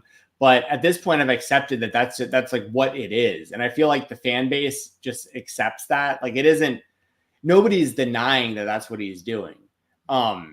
I've compared him before to Carlos Mencia, which I actually don't even mean as like too much of a diss because Carlos Mencia deserves to be dissed. But like, I think LA Knight's really good with other people's stuff. Like he can take like something that entertaining that somebody else did and just make it like super amplified. And if the fans in the WWE haven't heard it before, then they're like, this is incredible. Like this guy's different, but I'm just watching it going, yeah, I remember when Austin said that. I remember when The Rock said that. But anyways, it doesn't matter. He's over. At the end of the day, that's all that matters. He's over. I think that him and Logan Paul will be good. People know how I feel about Logan. I talk about all the time how impressed I am by him in the wrestling ring. I think he's perfect for the WWE. Behind the scenes, y'all can do your research on his escapades in Japan. Y'all can do your research on Zoocoin and Dink Doink and all this other stuff he's been involved with, his lawsuit with CoffeeZilla. Y'all can do all. I'm very aware of what's going on with Logan Paul Prime and everything. He's in the most recent Mr. Beast video. Shout out to Mr. Beast, because he needs a shout out from us here on our channel with our viewership. So I'm very aware whenever people are like, you shouldn't like Logan Paul, he's a terrible person. I'm like, I probably know more about Logan Paul than you do. I've met Logan Paul. He was actually really nice to me in person. So it's one of those things where like I have a lot of thoughts on the guy. So like, and at the end of the day, I think he's incredibly athletic. He's a fast learner. He's very famous. He brings in a different audience. His drink is a sponsor of the show at this point, with not just the WWE, also the UFC. So he's obviously a valuable commodity for the WWE to have. And I think he does a great job on their show. I think he's done a great job as the US champion when he's been around. He has great matches. I think it'll be no different with LA Knight. And I expect LA Knight to probably beat him for the championship. And that'll put LA Knight a little more mainstream also, which is, the more that they can make him almost like the, I hate to make this comparison because this is like my favorite of all time. If he can be almost like a Macho Man type guy, because I know that they've like got him in like the Slim Jim commercials before, and like I think if they can kind of make him more mainstream, because like a Logan can help make him a more mainstream name, especially if there's all these clips online of Logan losing to LA Knight, and all these new fans are like, who's this guy who beat Logan Paul? And then you look and he's got these over the top promos, he's snapping into a Slim Jim and stuff like that. I feel like maybe some non-wrestling fans would see that and they'd be like, oh man, I haven't seen a wrestler like this in a while. Like this reminds me of like the 90s wrestler. Like maybe this could work to make him an even bigger actual mega star. He calls himself the mega star. Like this could help. So yeah, I contrary to what you may have thought when we chose this topic, I actually have no problem with LA Knight at this point. I really don't. Like I think that what he's doing is working. He's no threat to Cody's champion. Well, the threat's gone. Like Cody's already beat Roman, so yeah, it's fine. I think it's going to be a good match, and I think LA Knight's going to win. He should beat Logan Paul and then beat Cody Rhodes. So I disagree with that, but here's the other thing. At some point, Cody's going to have to lose the championship, right? And I think that he's going to hold it at least till WrestleMania, or at least at the very least till Royal Rumble. I can't wait to be there live. I've got my brother's hookup for the tickets at State Farm is saying he's got us set for Bad Blood, so I'm planning to be there. And I can't wait to see Cody bring the championship home to Atlanta. So he's got a lot he's got to do with that title. But at the end of the day, like whether it's The Rock eventually coming back or Roman coming back as like a mega baby face, or like whatever winds up happening, Cody eventually maybe turning heel at some point. But if that happens, I think it'll be a while from now. My point being, somebody's eventually going to have to beat him for the championship. So I'm not even going to necessarily say LA Knight shouldn't be that guy. Depending on the build and where everything is at, maybe it is LA Knight eventually. I don't want to be that big of a hater to say that he's outkicked his coverage so far, in my opinion, from like the expectations I had. Because that's the other thing. Me and you watched this guy for like 2 decades doing this in other companies where like he was okay, but I never would have imagined he'd be this over for this long and have this type of spot in the WWE that he's got, doing the same stuff just in front of their audience. Like, and it's worked. So, honestly, if I ever met the guy, I would shake his hand, look him in the eye, and be like, "Dude, congratulations, man! Like, you rule." Like, I'd simp for that dude. Like, I actually think it's really impressive what he's accomplished.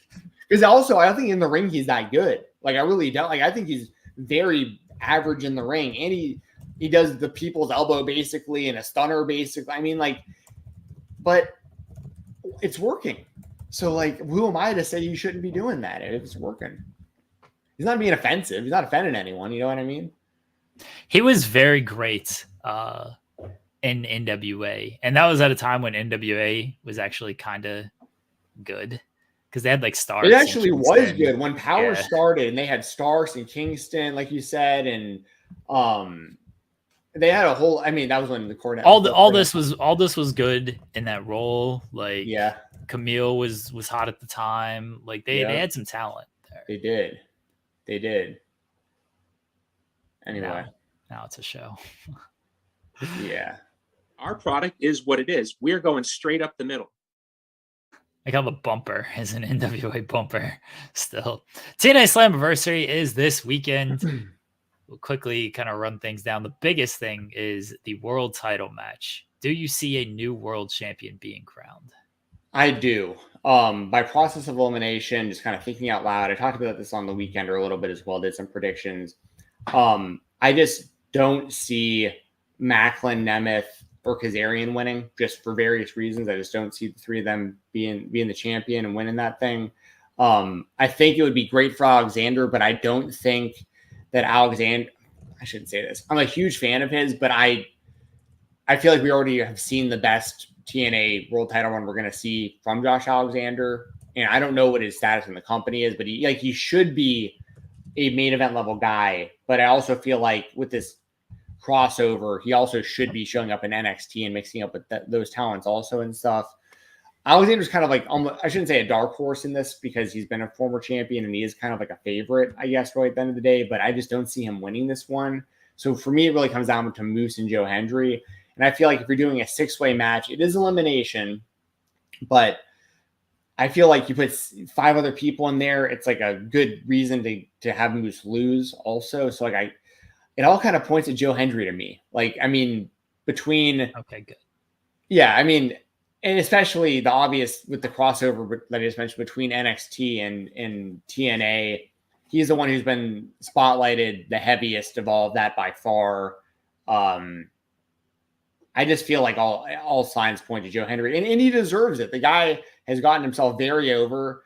He's been very good in the ring for a long time. He's got good size, great charisma, and he can work in both companies back and forth. Like he's massively over. He's one of those over people in NXT.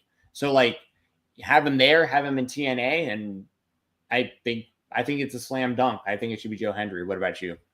I agree with you. I had a friendly discussion with Joel yesterday about who should win, and he's still believing in that it's Moose because they're building towards Moose finally losing at Bound for Glory to whoever they're going to make in that match. And Mike Santana is a potential option because he's not in this match to take an L. So, and it seems like they're building him up for something big.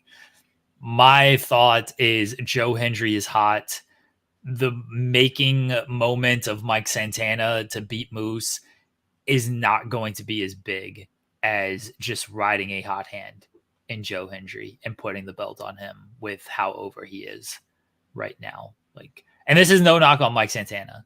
No, he's great. It's literally whoever they tried to build to beat Moose, it would not be as big as just what Joe Hendry is doing right now. And a big part of that is obviously the NXT relationship. Look, if you get Mike Santana on NXT and he gets over, fine. But I don't think they're going to go that route. Joe Hendry has gotten organically over with the work that he has done.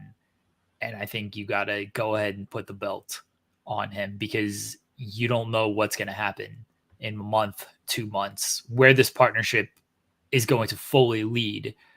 So I'd go ahead and strike while things are hot. Yeah, I couldn't agree more. Joe in the chat asked how you watch GCW. It's on Triller TV Plus. I'm not endorsed sponsor to tell you that, but just that's where to check it out. I think I'm grandfathered in at like $5 a month, but I think it's only like $8 a month or something like that. And all the GCW shows are there. So that's where you'd watch GCW. But yeah, I'm with Joe Hendry as well. I think that's the best choice. I think it should be him. Yeah. Anything else what else from this card stands out to you? I mean, obviously Speedball versus Ali. That's going to be a banger. I would like to see Speedball win. I mean, Ali has done a great job since leaving the WWE. I would have no problem with him continuing his reign as X Division champion. He's actually defended that title outside of TNA as well a little bit, which is cool. But I think it'd be a pretty cool moment for Speedball to get that. Like, there's not a whole lot of people out there that Speedball hasn't like beat on a big stage. I feel like that he's had an opportunity to. I feel like a win over Ali would be one of the bigger things he could accomplish in TNA right now. And I've said for years that I think Speedball is one of the most consistent, like, great match workers in the world, as far as like every single time you see Speedball. It's similar to Will Ospreay in a lot of ways. I compare those guys a lot to one another because the expectations are always so high, no matter who the opponent is, and Speedball is always going to deliver. And Ali is one of the best in-ring wrestlers you can find. So I'm going to take Speedball to win there as kind of like an upset, but I think it's going to be a great match.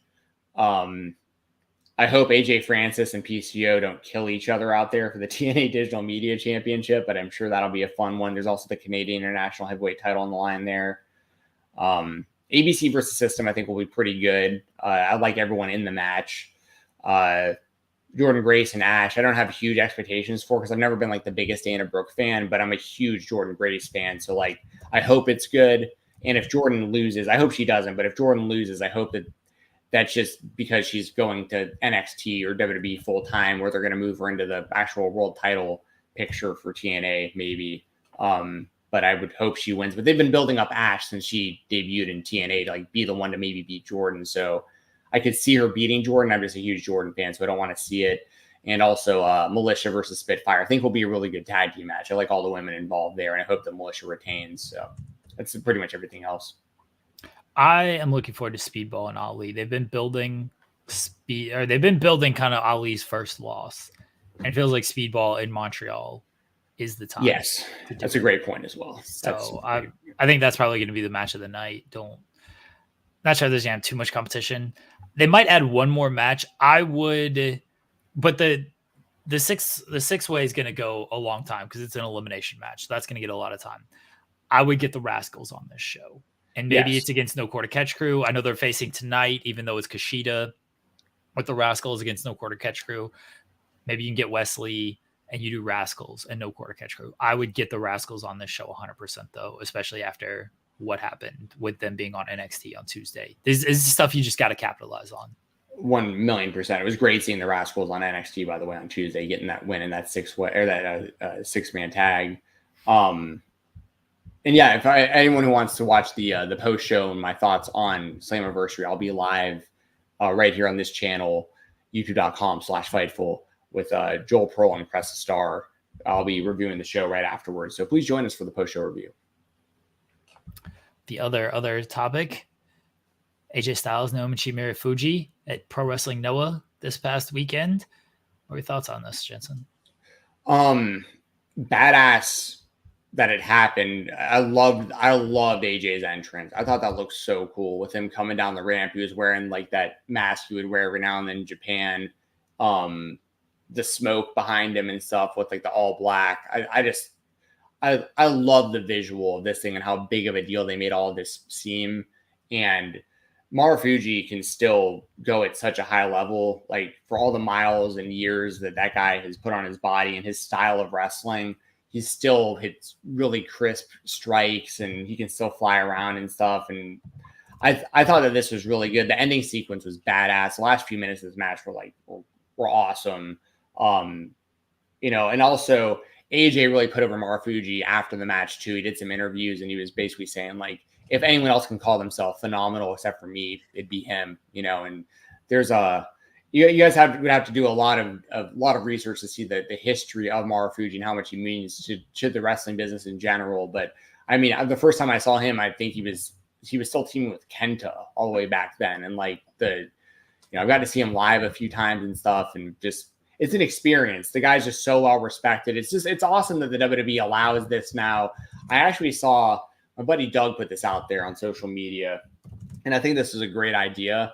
Don't know if it would ever happen, but just the idea of like, okay, we're seeing AJ popping up in other companies. Don't know how much longer we're going to have him around, but what if, and this is a whole other conversation, we might need to pick this up next week, but if they can do like a talent exchange where like at some point, like when Edge comes back, for instance, like if they want to do Edge versus John Cena and John Cena's retirement, like you lend WWE Edge and AJ comes over for AEW for one match against Kenny or something. Like, I just feel like AJ, the possibilities are endless. There's more for him to accomplish before he's done. And him versus Marufuji was awesome. So very, very cool that we got it. And mad respect to both guys. It was a great match. It was good to see AJ back in that environment. And I don't think AJ is as washed as people like to claim, especially the matches with Cody earlier this year. I think that He's not washed at all. Yeah. At all. I think that AJ really is still GOAT. Yeah, no. I won't take that. I'll defend AJ all day. I think that was really put to bed in those matches. But certainly the Marufuji match kicked it up to another gear as well. So it was great to see him in that environment. I don't think you're going to ever see a talent exchange like that. A better chance of AJ making a TNA appearance. I think he's going to maybe be announced for the TNA Hall of Fame. That would be awesome. I would love to see AJ back in TNA, even if it was just the Hall of Fame or a one-off match or something. He was that company. When AJ left TNA is when TNA died and became Impact, as far as I was concerned. And they did rebrand around that time anyways. But yeah, AJ, we talked about it plenty of times in this show, but AJ Styles is on a very, very, very short list to me of, if you say he is the best overall professional wrestler of all time, there are arguments I think you can make against it for other people potentially, but he should be in that conversation of legitimate GOAT. And he still wrestles at it. He's still one of the best wrestlers in the world. He just doesn't have to go out there and do spiral taps and back handspring, DDTs and stuff anymore in every one of his matches. He's the man. Let's move on quickly to our indie spotlight. I'm going to give a big motherfucking shout out. We're going to talk a lot to Adam Priest here in about 4 to 5 minutes about winning the SCI tournament. But before we actually talk to Adam Priest about all of that, Jensen, what were your thoughts on the tournament and Adam Priest? Correctly picking it, by the way. I'll put you. Yes, thank you. I did choose Adam Priest to win the tournament. He did win. It was fantastic. It was an awesome weekend. There was TWE, and then we had SCI Night 1, then Action's Future Showcase, which Jameson Shook won, which we were planning on interviewing Jameson next week, by the way. So look out for that right here on this channel, on this show next Thursday. But it was great seeing Jameson win the Future Showcase. Great seeing Priest win the whole thing. He had made the finals 3 years in a row, finally got the job done this year. And we can leave more of the SCI talk to the interview because there's plenty of that you're about to hear with Priest. But I very, very much enjoyed the weekend. And also congratulations on a great career to Dana Makabe, who retired after his match against Kevin Koo. Until Bryan Danielson comes and faces him. Yes, me and Jeremy are both hoping that when Danielson, quote unquote, retires full time from AEW here soon, that he goes on an indie run and wrestles a guy like Dana Makabe. So that'd be great to see. Yeah. And then Prestige Wrestling. I don't know if you watched Athena. I did. Versus Masha Slamovich. What were your thoughts on that one? Great match. It's cool. I mean, you got the ROH Women's World Champion versus one half of the TNA Knockouts Tag Champs. Badass match between the two ladies. I thought Masha had her a few times. Like, she got her with like a White Knight driver at one point. And it was a really good back and forth match. The finish, of course, Athena, winds up hitting her with the title belt to get the win. But it was a good environment, and this show flew under the radar because I don't know when it changed, but I was used to watching Prestige shows on IWTV, and I didn't see Prestige on there this past week. And then I realized they did this. It's for free on their YouTube channel. So if you guys want to watch the show, it is totally for free. And there are great matches on there. So I'd recommend checking out Prestige. Just search Prestige on YouTube and watch it for free. But yeah, I mean, people know how I feel about Masha. She's legitimately one of my favorite wrestlers in the world. She's kills it in every company that she's a part of, whether it's the Indies or TNA or anywhere. I really hope that she is someone that is able to pop up on NXT sometime soon, because I think she would get massively over in front of that audience. And Athena is having the best run. The best run a woman has ever had in the history of the Ring of Honor brand right now. I mean, when you really think about it. So what more can you really say? It was a great match. In the finish, I don't mind, because it's like, you got to figure out a way to beat one of the two. And, Athena, it's on brand for her to do what she did. So, it was good stuff. That match and Chris Sabin, Alex Shelley were the two standout matches to me on that show. But it's a really good show. It's like just over 2 hours as well. Like, it's relatively short. which I always appreciate in a wrestling show. I would highly recommend. The Prestige show is free online. Alpha One also ran a show on Sunday. That's free online. That's on their YouTube. So if you're looking for some free wrestling to watch, those are two shows that are easily accessible. Yes. Also, really quick before I clock in for the shoot job, Joe in the chat mentions Charlie Dempsey going to GCW. He has done some stuff in GCW in the past already with Bloodsport. If you want to check that out, it's available on Triller TV Plus. Also over on IWTV, independentwrestling.tv, use code Fight Talk. Lets the platform know that I'm sending you their way. There was AEW Absolution also happened this past weekend. That show was great. We had Wes Barkley leave as the Intense champion. We had PME leave as the tag champions, but Chuck Stone still wound up leaving as the absolute champion in the main event, wound up beating Isaiah Broner. And they teased that they were going to do a 4-way match on the spot right afterwards, and Chuck Stone bailed like a coward. Cash is King loses all their titles except for their main championship, once again being Chuck Stone. But check that show out. That was a great event from top to bottom from AEW. They put on AEW is legitimately one of the best, in my opinion, one of the best independent promotions in the world. So if you're not already checking their stuff out, check it out. Great show for Absolution for AEW. There you go. All right, Jensen, let everybody know where they can find you at. X Fight Talk _. Please listen to the Fightful Select Weekender podcast. That's every Sunday or Monday. When it's on Mondays, it's usually because I got something going on Sunday, or there's like shows I'm catching up on, or live shows on Sundays. Also, shout out. So it's tonight, right? The Sean Ross Sapp and Effie match is tonight. Yes. So go check that out. That'll be on Triller TV Plus. We will definitely be talking about this match next week on the show. I'll be talking about it on the Weekender as well. So FightfulSelect.com. I cover a bunch of independent shows over there every weekend. Once again, on Sundays or Mondays, FightfulSelect.com. Please join me, Joel, and Cresta for the TNA Slammiversary post show right here on the Fightful YouTube channel. And code Fight Talk on IWTV. I think that's it. Thank you everyone who watched. Thank you to everyone who watches on demand, and everyone who's in the chat live today here early on a Thursday morning. Good to see you. Good to see you, Jeremy. And I'm going to go clock in for the shoot job. Happy Thursday, everyone. Enjoy. Let's get into our interview with Adam Priest, who won the SCI Tournament this past weekend. He also won the DPW National Championship this past weekend. Oh, he won it 2 weeks ago, but it just aired this past weekend. So we're going to talk to Adam Priest about that. We talked to him about the ROH Supercard of Honor earlier this year and working WrestleMania weekend. He buried LeBron James for the last 20 minutes of the interview. So a lot to talk about with Adam Priest, one of the best independent wrestlers out there. So here we go in the Creator Spotlight, Adam Priest.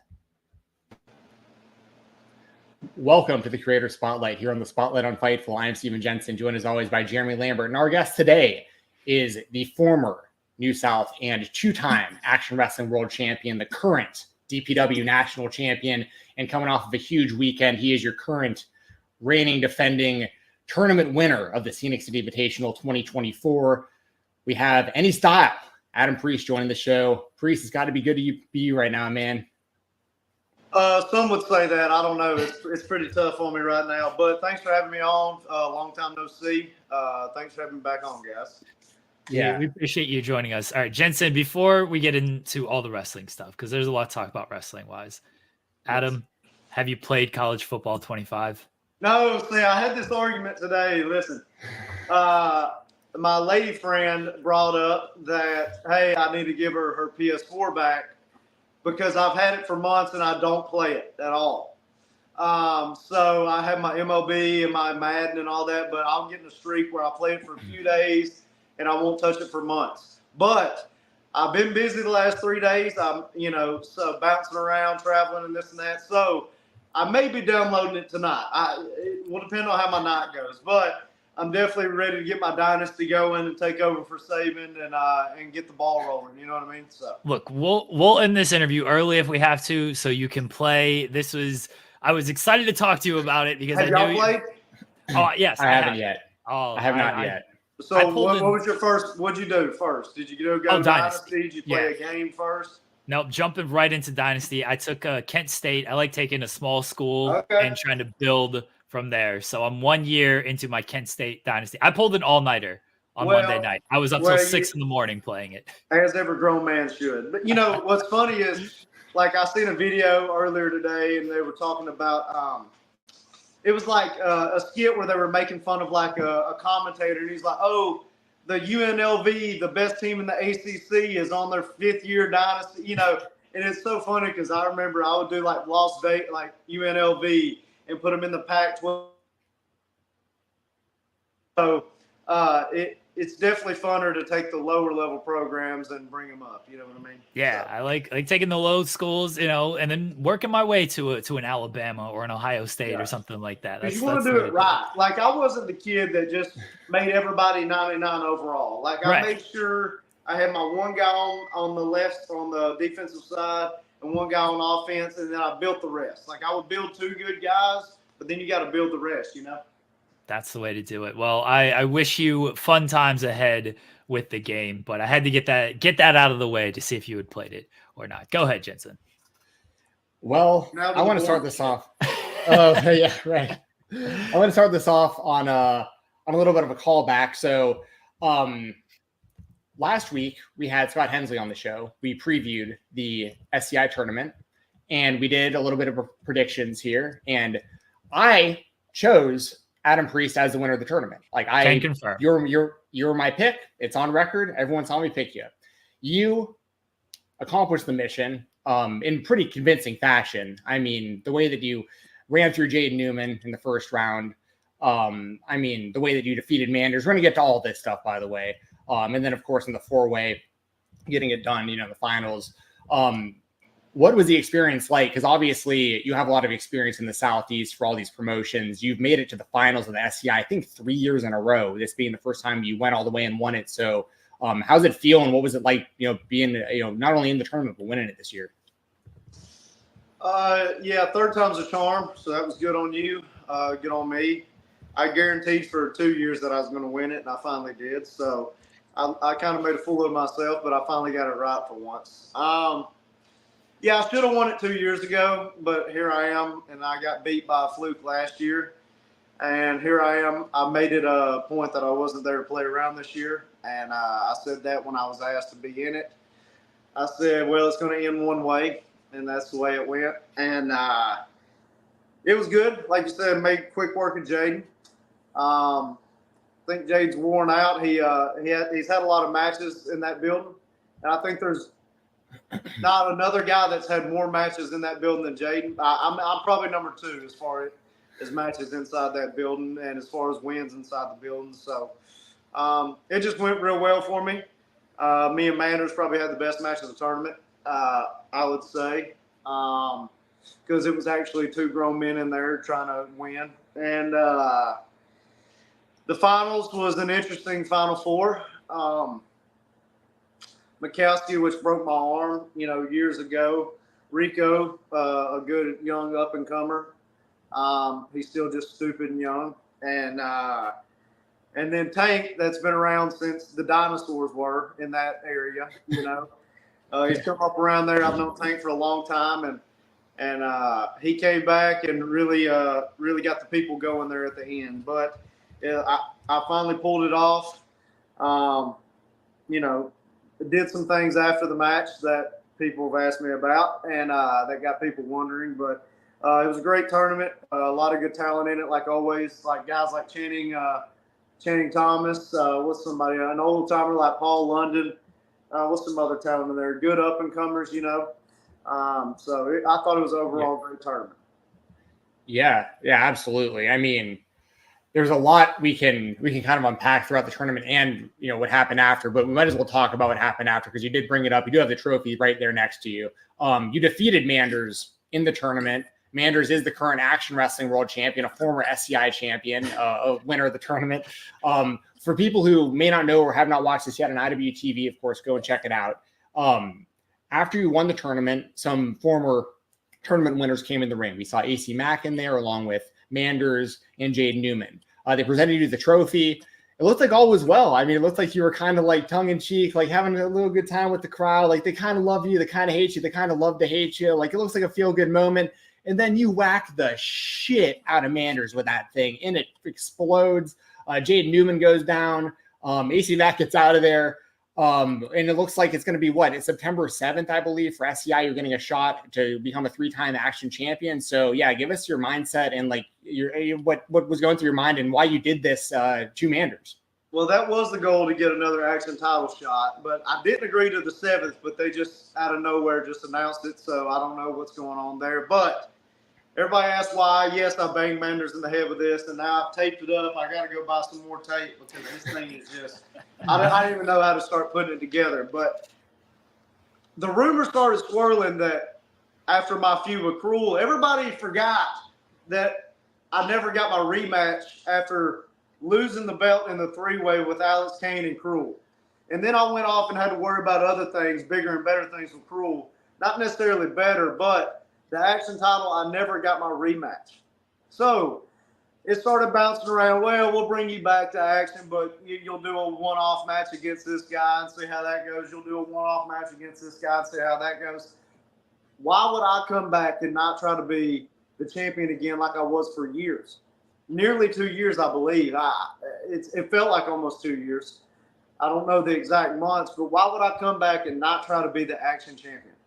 So the rumors were that I wasn't going to come back and get that title shot, so I took matters in my own hands and bashed, a guy that I've really been close to for years, but I had to do what I had to do because after that, Matt Griffin, the GM, the owner, whatever you want to call him of Action Wrestling, runs in the back, throwing his hands up, freaking out and crying and pissing and moaning. Well, what was that about? Now I have to do you and Manders. Now I have to have that match.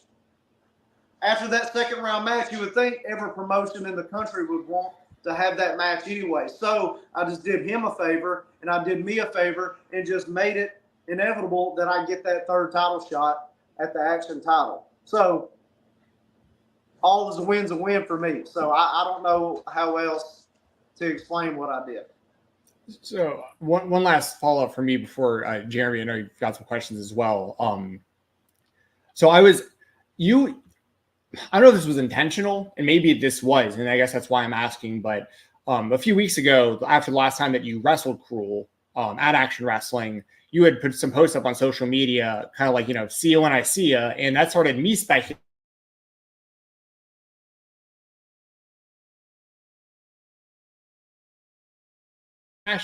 So was that a red herring on your end, or were you thinking I'm done with Action? You're like, never mind, I've got this opportunity. I'm just going to force my way into this thing with Manders. It was to see you when I see you because I didn't know we hadn't talked about anything. We hadn't had anything planned out, and also I'm pretty good at self-awareness, and a lot of guys aren't self-aware. And I had been at Action for a long time. And the people have loved me and hated it. Action's Bizarro World is the only place that's loved me in this country, So no. Battle Slam. Well, that's we can get to that, but you're right. But that's also Atlanta, so Yeah. What was I saying? So sorry. See you when you see it. Look, I didn't know what I was going to do. There wasn't any plans. I was beat up like hell that week after. I couldn't go to the gym. I couldn't do anything after that match with Cruel. I had no idea what I was going to do. And then I had a big, long weekend with DPW coming up in 2 weeks. We can address that and who my partner was there and all that. But yeah, I just didn't know what was to come. And then I sat around for the 2 weeks after and said, well, I got distracted in doing all the Cruel thing and trying to beat him, the dumbass that I am, trying to figure out that whole mess. And then I remembered, by the way, I never got my rematch. So then I decided, well, I tried to, politic and do all these things for a few more weekends to try and figure out, hey, when can I come back? Can I get my other title shot? What are we doing? I was told no, and then I did what I did. So I was gonna move on to the DPW stuff, unless you had anything else from SCI. Well, that's a good segue. Along with, you were teaming with Cruel after you guys about killed each other. Yeah, here's the thing you gotta learn about me and him. I get a little I don't know what the word is. Preoccupied, real focused on a thing, and then I'll drive that in the ground. Well, I've loved that big idiot for a long time, but I just couldn't beat him. Matt Griffin got me stuck in this situation with him at all these other shows, and I got paid to do certain things that I didn't want to do, and that got me in a lot of trouble. And then he kept kicking my ass, and then I said, you know what? I wonder if I can beat him. So now I'm just going to poke the bear a little bit more. So after our cage match, a match that sold out that building, that not a lot of guys can say they do anymore, is sell out a building, whether they want to say however many tickets it's for or not. That show was because of us, and nobody can say anything else. So then I got myself in a predicament in Deadlock Pro where I needed a partner. Well, what everybody didn't see is after we shook hands and that big son of a bitch picked me up off the mat after that cage match, I knew he respected me. I knew we went back, we were cool, and everything was fine. He knew we were both beat up. We just went our separate ways until I called him and said, hey, I need some help. So he showed up at Deadlock Pro in my tag. It was a street fight versus BK Westbrook and Blackwood. And I needed help. He showed up. We figured out our differences. Not many people can talk to the big idiot, but I can. And we figured it out. Now, he did leave me in the match. And we talked about it. And we worked through that also. But I lost that, and then the night after, triple threat, Blackwood, Westbrook, me, I did finally end up being the national champion at Deadlock. And a lot of great, and now that was Bounty Keith's. Brian, what was it? Bounty Keith, Brian Bounty Keith, how does he say it? Yeah, Brian Bounty Keith Hunter, or Brian Keith, the Bounty Hunter. I'm sorry. Yeah. Well, Jericho told him he couldn't take the booking, so he didn't show up, and he had to vacate the belt. He was never hurt. I don't know what the fuck happened there, but now I have the belt, and if he wants a shot at it again, he can show back up when Chris lets him take a booking. Well, I mean, next up you got Kevin Blackwood, who was not pinned in the match. Oh, I shouldn't even say pinned because you submitted BK Westbrook to win the title. And the match was airing. We talked a little bit off air, but this aired a week later. So you're winning the SCI as you're winning the national title as well. Were you getting messages of, hey, what is happening here? How are you in two places at once? No, my Twitter was just crazy. I don't know. There was some crossover, and they were like, what the hell? But my Twitter was just, it was the wild 2 nights for my Twitter. So I think it just shows, Manners gets a lot of credit for being a workhorse and showing up everywhere and going wherever he can. And he takes a lot of that credit. But there's guys like me that I feel like get forgotten about, and which is fine. I've been forgotten about for years. I know not from you guys, but there's other guys that can take on all that pressure too, So it felt good. Get some notoriety for at least one night. So now the upcoming match with Kevin Blackwood, you simply just tweeted why. Have you been given an explanation? No, I've already beat him. You did. You beat him like a month ago. Number one contender. Yeah. Hey, look, I think it's because we had a really good match. We had a really good match, which he put me on the apron on my head, which has caused neck problems for this past month, and we're not going to get into all that. But I said, why? Why am I doing this? I just won the national championship, and I'm facing a guy I've already beat. I know he's in good graces. Maybe his win-loss record's good. I don't know if DPW keeps up with it like Tony does. I don't know what's going on. But what we'll do is we'll move on and move forward, and I'll just beat him again and keep the national title and go on about my business, I guess. Who knows? I had another question about Cruel because of your history with him. And I mean, I was a fan of his. I've talked about it a lot on this show back when he was Logan Creed and throughout his whole MLW run. I think he's doing great work now back in MLW and everywhere else. As somebody who has so much experience with him inside and outside of the ring and where he's at right now, and like the way he's been built, especially on IWTV as IWTV Independent Wrestling World Champion. Like, I don't know if you even want to put it out there, but who do you think can beat him for that title? Like, I feel like he's just in this league of his own to where, like, you were the only one. I'm not just saying this because you're on the show. I said this so many times. I thought you were the guy who was going to beat him. Now that you haven't, like, do you have any idea who's got a shot? Oh, man, I don't know. I don't want to give dead air, but I'm trying to think. Is there anybody that y'all have thought of other than that? I honestly, it's because of y'all's history and everything across all these promotions. Like, I really thought you know, and I can't think of anyone who's been built to that level. I'll tell you this: every Northeast guy in the world will get an opportunity because, God forbid, they leave. They want every Northeast guy to have the belt. They don't want anybody else to have the belt because they'll cry and bitch and moan up there if they don't have the belt all the time. So every Northeast guy will get a chance. I promise you that. I know Marcus Mathers is pretty hot right now. It's a good call. I know they've got something coming up. He's a little wiry shit. We definitely do not work the same. So I don't know. His way might work better. Who knows? Man, I don't know. He just beat Megan Bain, and she was undefeated for a few years, and she's a big, beautiful, badass bitch. So I don't know. I really don't. Unless him and Tremont, start disagreeing on things.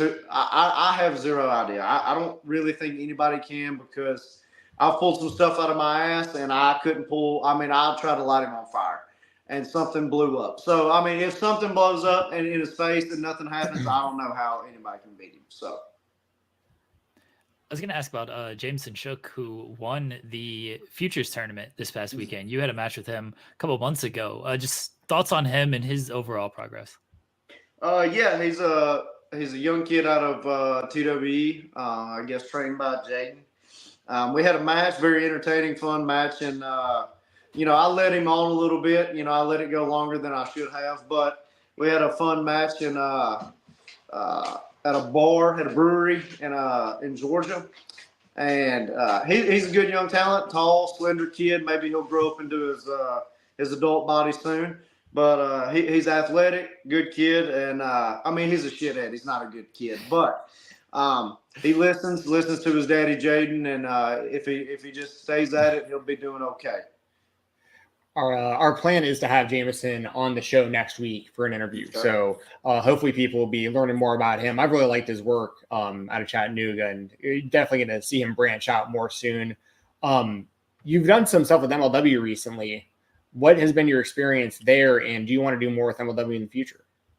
Oh, yeah, I'm willing to do anything with anybody. I had a match with Bobby Fish. And that didn't go the way I wanted it to. And then I had a run-in with Minoru Suzuki. So that was a rough weekend for me. It was cool getting to run my mouth to Minoru Suzuki, but it didn't end my way.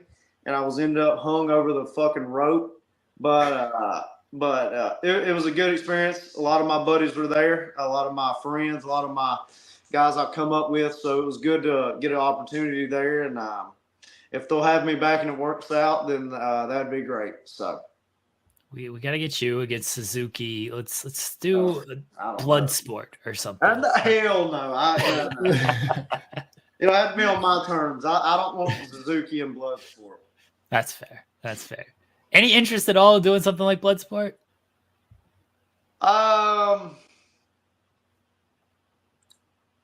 would probably get disqualified. Let's just put it that way. I would probably get disqualified. I'm not like all these other fake shooters that act like they're badasses and they're not. But then there's real shooters like Suzuki that are real badasses that will choke you out and kill you because they fought in pride. And then there's all these other guys that watch MMA videos and think that they're legit shooting badasses and not professional wrestlers. But I would rather stay as far away as I can from a guy like Suzuki, probably. Well, that's actually, I'm glad you brought this up about like legitimacy and in fighting and professional wrestling and stuff. Jeremy's pick I'm going to throw him under the bus right now. Jeremy's pick for the SCI tournament was actually Matt Mikowski. And Matt Mikowski actually checks those boxes, actual, history in professional MMA. What are your thoughts on him? Yeah, I was gonna ask what your thoughts are of mixing it up with him, because I know you've wrestled him various times, but he's a guy who's I'm a very big fan of as well. I wasn't necessarily shitting on him. Sometimes it transitions and sometimes it doesn't. Some of those guys that are, and by legitimate, I don't mean real guy. I mean they were top tier guys in that field, in the amateur, in the MMA, arena, however you want to say it. Some guys that are legitimate in the MMA world can't transition to WWE or WWE or AEW or Pro Rep. They can't transition because this doesn't translate to, oh, this guy's actually trying to pick me up and do something. Does that make sense? It isn't just I'm going to stand here and bang with you. It's going to be a guy like me that's trying to hit you in the nuts and try to doing whatever he can to win. I don't know if that makes sense. But Mikowski can hang. He's the legitimate guy. He broke my arm, so he can kick hard. There's just some guys that just can't make that transition because, listen, there's athletes that are very good athletes. There's very good football players. And then there's Deion Sanders that makes money with their name. That's what pro wrestling is, in my opinion. You know what I'm saying? Nobody knows the quiet, not shit-talking cornerback. They know Deion Sanders. You know what I'm saying? They know Neon Deion. That's the business we're in. We're not in, I'm just going to tap you out because I'm cool. I tap out guys with a single leg crab in the year 2024, and I make it entertaining. So figure it out. Does that make sense? I don't know if that answers your question. You DDT people in 2024 and they stay down for 3. I love it. Right. So I don't know if that answers your question, but that's the best way I can answer it. Well, speaking of that DDT, it's done you very well, in recent years. You won the SCI tournament with it after you hit Tank with it, with that steel on top of the steel chair. Can you tell me a little bit about the mindset, or maybe, I don't know, just kind of in that finals, the way that was put together, you come out, you hit Tank with that steel chair, and I'm thinking, okay, Tank's probably going to return, but maybe he doesn't. I don't know. Commentary's putting over this is a triple threat match now, or a 3-way dance, whatever you want to call it. And Mikowski and Rico both get eliminated, and it's kind of just down to you. Tank comes back out, and y'all have a full on, basically a one-on-one hardcore match, to end the show. And was it? Was it a mix of brains and luck, or just brains at the end there? Because the way that was set up, you had that chair right there on the ring, right there ready. And he hits you with that body shot. You drop that chair, and he is in perfect position to get dropped with that DDT right on top. So tell me a little bit about the actual finals there and the finish there between you and Tank. Well, like I said earlier in the interview, and I talk about it all the time, it's self-awareness. Now, did I try to take out Tank early? Yes, because it's a numbers game. And also, I didn't know how long Tank was going to be back there. Or was it a game plan by Tank to go, I don't fucking want to be in there with 3 other guys for 20 minutes. He might have been back there just licking his wounds and acting like he was hurt. I hit him twice with a chair. Now, I didn't know how long he was going to be down, so I was just playing my cards. You know what I mean? He might have been back. He's an old veteran. He might have been back there going, well, I'm just going to wait now, which touche on his part, and he almost got me, right? Now, he come in pretty fresh, even though he got banged up a little bit. Come in pretty fresh. I was kind of tired, and he beat me around a little bit. But I have some experience with some of these hardcore matches, not as many as him. But I know how to take advantage of things, because some people would say I'm not the toughest guy in the world. So I've got to find out a way to weave and dodge and do this, and that. He had already kicked out of a DDT. The chair was in there on the floor. He gets reintroduced, and I just thought, he had a little bit of pride left. He had a little bit of fire left. He popped me in the gut, and I just seen the chair laying right there, and his old ass bent over to try and grab it. There was no sense in kicking him in the gut, jumping up to try and get that big log head back down on the mat. So I just grabbed him while he's already down there, DDT on the chair, and the rest is history. So that's how that went. Yeah. I want to go back to WrestleMania weekend because I don't know how far the drives are, but you're in Philly, then you went to Jersey, back to Philly, back to Jersey for these shows as part of all of WrestleMania weekend. What was just the whole weekend kind of like? And how far is that actual drive between Philadelphia and Williamstown, New Jersey? Well, between there, it's like 40 minutes. I think it's like 45. It's not crazy. Okay. But we did drive up that weekend. I drove with somebody that I probably shouldn't say I drove with, but I think it was like, because I left from Atlanta, so 11, 12. I might be wrong, but it was 11 or 12 or something like that, I think. Anyways, the Jersey is the biggest shithole in this country, and Philly's not much better. So it was like you drive through a toll, and then you're in Philly with homeless and needles in the ground. I mean, I watched a woman shit on the street. So it's like the weekend wasn't the greatest, and then you're in Jersey. The only good thing about Jersey is diners. That's it. They still have diners. They do diners right. That's all. Down here we have Waffle House. You know what I'm saying? So up there they have diners. I respect it. Weekend was busy. Other than the IWTV shows versus Slim J, and I had another match. I was pre-show on Ring of Honor pay-per-view. Had that show. What else did I do? I did a Circle 6 show, which was chaos. And it was just a busy weekend, and I was ready to long drive home. It was a rough drive home. Had a flat tire here and there, but we made it home eventually. So it was a good busy weekend, and in a hub like Philly and Jersey, it was everybody was up there. So when did you find out about the Ring of Honor show? Because that was a kind of a last minute announcement for fans at home. Yeah. When I got there, I was told, "Hey, come to the building," and then I got there, and somebody walked up and said, "Oh, you got a match?" And I said, "Do I? I have no idea."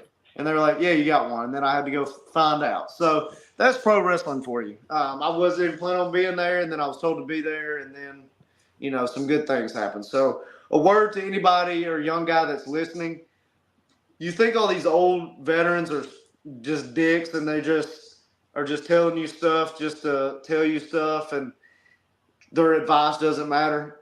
Just show up. If you're free and just show up somewhere or ask. Like, you do got to eat shit and show up to shows, and you don't get anything, and those suck. Nobody's made more drives than me from leaving a place and not having nothing. It's the worst. Just show up because you don't know what's going to happen. Reach out, but don't be annoying and ask 7 times the same question. Ask once, and if nothing comes of it, fine. Ask in a few more months. That's how you get shit done. Just show up. So, during WrestleMania weekend, you mentioned, of course, that you were part of the ROH pre-show, and the night before you had wrestled Slim J at Action Dean. Coincidentally enough, Slim J had just left AEW like that weekend, and Tony Khan was on the post-fight press conference mentioning Action Dean. Like, they had ROH, and during the show, during the press conference after, he was like, "Man, it's a bummer that I couldn't be there live at Action Dean. Obviously, I was busy working." What's it like hearing guys like Tony Khan like out there essentially promoting action wrestling to the world? Yeah, it was great. I talked to Tony later on that night after the match that I had, and he asked me how the show went, and he evidently, Dean, I don't know the whole details, but they were all in the same loop, friends, on the message boards, all that. I don't know all the details, but he knew of the guy, all the guys that were running it. He asked me how the show went. I told him great. I'm pretty positive he checked it out and watched everything. So that's another thing for all the young guys. They all watch this stuff. So you need to take things seriously because you never know who's watching. Some prominent people probably have IWTV logins. You know what I mean? So it means a lot that just shows you people can say what they want to and have bad things to say about companies and people. Tony cares and Tony loves wrestling. So people really need to remember that, and that wrestling's in a good spot. I feel like now. I really feel like we're in a hot spot, and everybody really needs to start taking it seriously. Because guys like that watching and putting forth effort and promoting these lower level things. If I had a place to go to like Action when I was a kid to see all these up and coming guys, like I didn't know about independent wrestling, so it's good to get the word out of independent wrestling and try to. Not everything's on the internet either. So it's like trying to get the word out there to be like, hey, here's this local wrestling. I wish I would have known about local wrestling. You know what I mean? That's how things get hot. It trickles from the top down, and then the bottom gets better and starts building up. You know what I mean? So it's great that that's getting shouted out and that local promotions are starting to take things seriously. And Matt's a really good local promoter. So. Yes. Was there any other conversation that you can like reveal between yourself and Tony? Obviously, you were already on his radar, being on Ring of Honor. So anything you put out there? I mean, I'll take a check. So if he hears this, I'll take a check. It's an easy headline for me. Yeah. But no, Tony's been great to me. Tony's always given me. I'm not gonna act like I'm buddies with him like everybody else does. Everybody acts like they're BFS with Tony.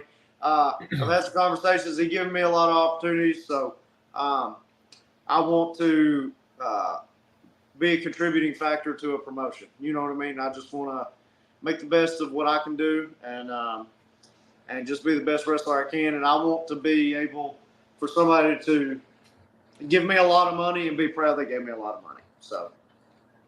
What was it like being back at Dailies? I know you spent a lot of time there during the pandemic.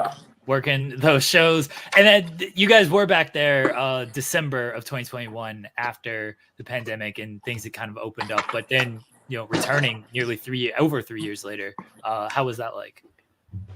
I had PTSD from all the late nights at that point. Man, there would be during the pandemic era, there would be nights when I went to the ring at like 2 a.m. or something. Like it was insane. Definitely PTSD, but it was cool. It was cool making that Florida drive again. And, it was years separate. I don't know. That was like a 3-year gap or something, or 2-year gap. I don't know. It had been a long time. It's about 2.5 years. Yeah, it had been a long time since I've been down there. So it was good to see you again. It's a really cool venue for wrestling. I don't know if you guys ever been down there. It's like, what's it called? Like for the concerts, it's like an amphitheater. Amphitheater, yeah. Like it's an amphitheater, but they'll put in fans, and it's like a small entrance, which I always think is cool for wrestling, not the big entrances. Small little entrance. There's fans in weird little pockets and everything. It's not just square around, It's an interesting venue. You never know who's going to drive in a truck. You never know who's going to show up to the crowd. So it's a great, and you get to see the Jacksonville Stadium. It's a great venue for wrestling. It's interesting. I had another kind of follow-up, kind of ties back to Action Dean a little bit, actually, that we were just kind of talking about, where the main event of that show is Dana Makabe versus Timothy Thatcher. Of course, Dana Makabe had his retirement match. He wrestled a couple of times this past weekend, once against Darian Bexton, and then once his retirement match against Kevin Koo. Do you have any just thoughts on, I guess, kind of like the career of Dana Makabe and kind of what he's meant to the Southeast scene?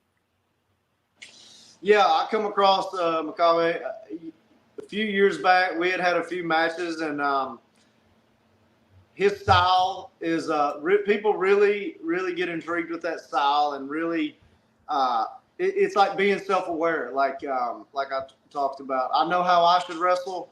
He figured out how he should wrestle to make himself competitive, if that makes sense. I wouldn't wrestle like Cruel. I wouldn't wrestle like, a Manders. I'm a mix, and hence the any style, because I know I can hang with anybody.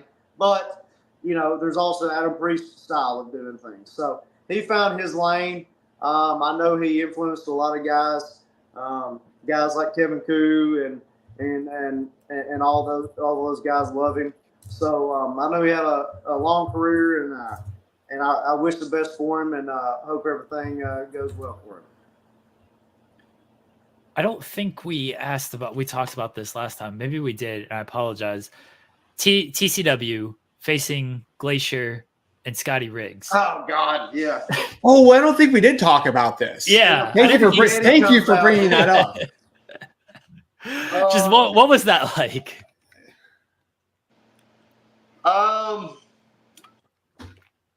What a crew, huh? It was, so the match is going on, and then Scotty Riggs is jabbing me in the side on the floor, trying to kill me.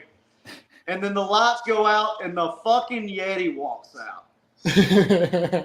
And now I'm 28, so like early 2000s WWE is like where my brain picks up, but obviously I know about the Yeti. So that was interesting. And then the Yeti, puts me on my ass. What a crew. Glacier, nobody can be a nicer guy than Glacier. A real badass. Well, I don't know if people know that, like a legitimate badass. Scotty has dug his ass up through the mud and got himself back on his feet. Scotty looks great, looks jacked, looks tan. That whole crew. There was another member of the team. I can't think of it. And then QT.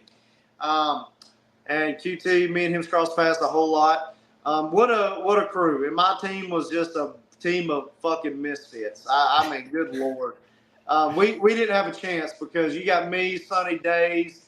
Like, we're not team members. You know what I mean? Like, it was just a mess. So then Glacier comes out. What a way to kick off turnbuckle wrestling. You know what I mean?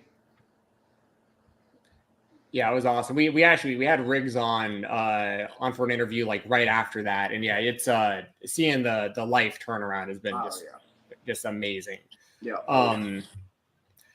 Someone else I wanted to get your thoughts on is a good friend of the show, someone we've had on the show actually more than I think anybody else for interviews.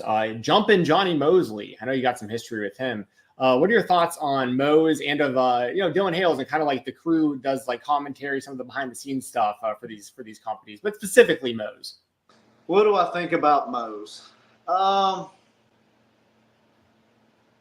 Terrible person.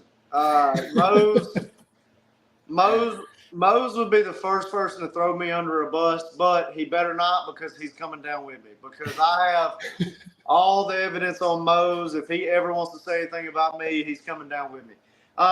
Me and Mose bond over basketball and making fun of basketball players. We talk about sports, but we really talked about basketball and really talked about women's basketball a lot this past year, like everybody else did, more ever in history. To be fair, Mose is like the only person I know, and this is going to sound so bad saying that, but like for real, he's like the only person I know who was like a fan of like women's basketball before the big Caitlin Clark thing. Like, listen, anybody that gets mad about that, they're idiots. And tell them to name you 5 college women's basketball players. They can't do it. But anyways, right. Like, yes, he's a diehard. His girlfriend, wife, I don't know if she's girlfriend or wife, is a diehard fan. Like, they go all – I'll text him and he'll be in Indiana fucking watching whatever. You know what I mean? At some women's NBA game. He's all the time somewhere. I think he drove to Caitlin Clark's the record game. He watches everything. So him and Dylan Hales, they've announced more of my matches than anybody. They've commentated on more of my matches than anybody. I've worked for Mose a lot on some of the KOBK shows. They do a good job. They care about wrestling. They're on the road doing it just like anybody, any of the guys, any of the workers. So Mose really cares about it, and I think we need more guys that really want to bust their ass to do things. You know what I mean? So we can bury Mose more if you want to. What can I bury Mose about? Nothing I can say on here. I'm giving him some leeway. I'm not going to do anything. I want to get into the basketball conversation now. I know we have limited time remaining. Jensen, I'm sure you have more wrestling stuff. It's all good. Go for it. To completely go. I kept up with some of the Caitlin Clark stuff. We don't have to get into political stuff, but it's unbelievable, like what happened this year. I mean, the fact that woman can get them private jets in 1 year is pretty insane. The kind of pull that lady has, like, it's unbelievable. Angel Reese is the biggest heel of all time, and it's great for sports. Everybody needs to shut up because all of it's great. I don't care if they kick Caitlin Clark in the face while she's on the ground. It's getting them views. You know what I'm saying? Like, it's great for the sport. Angel Reese is great for the sport. It's all great for the sport, and everybody needs to realize that. You know what I'm saying? Like, all the bitching and whining is crazy, you know. So, what those two alone, there's other women, but those two alone has made the sport, gotten the sport so many eyes. You know, it's been a great year for them. No, I'm with you, and I've kept up with way more WNBA this year because of those two. Right. And watching it far more often. Who we burying basketball? Who's your team in basketball, Adam? Listen, I hate LeBron with a passion. I feel so bad for his son. I really do, because that's a terrible situation. I feel like anybody that's not LeBron, I don't know. Like, I like Ant. I like Edwards now because he's a dog. I don't have a team. We don't have a team down here. Right. So I'm not a Memphis guy. I'm not an Atlanta guy. I just like players. I like Ant. I'm trying to think of who else I like. I hate the Dallas kid. What's his name? Luka? Who? I never thought we would find somebody that bitches more than LeBron. That's true. No, every single play is down at the ref. Every play. It's insane. He will shoot a three and nobody's near him, and he'll turn around and say something. Like, he can't not say something. I can't stand him. It's more about who I hate in the NBA, because the NBA is just unbearable sometimes. But yeah, I don't have a team. I just kind of, it's like NFL. I kind of just like guys. You know what I mean? But nobody's like Alabama. You know what I mean? So just because down here it's about college, if that makes sense.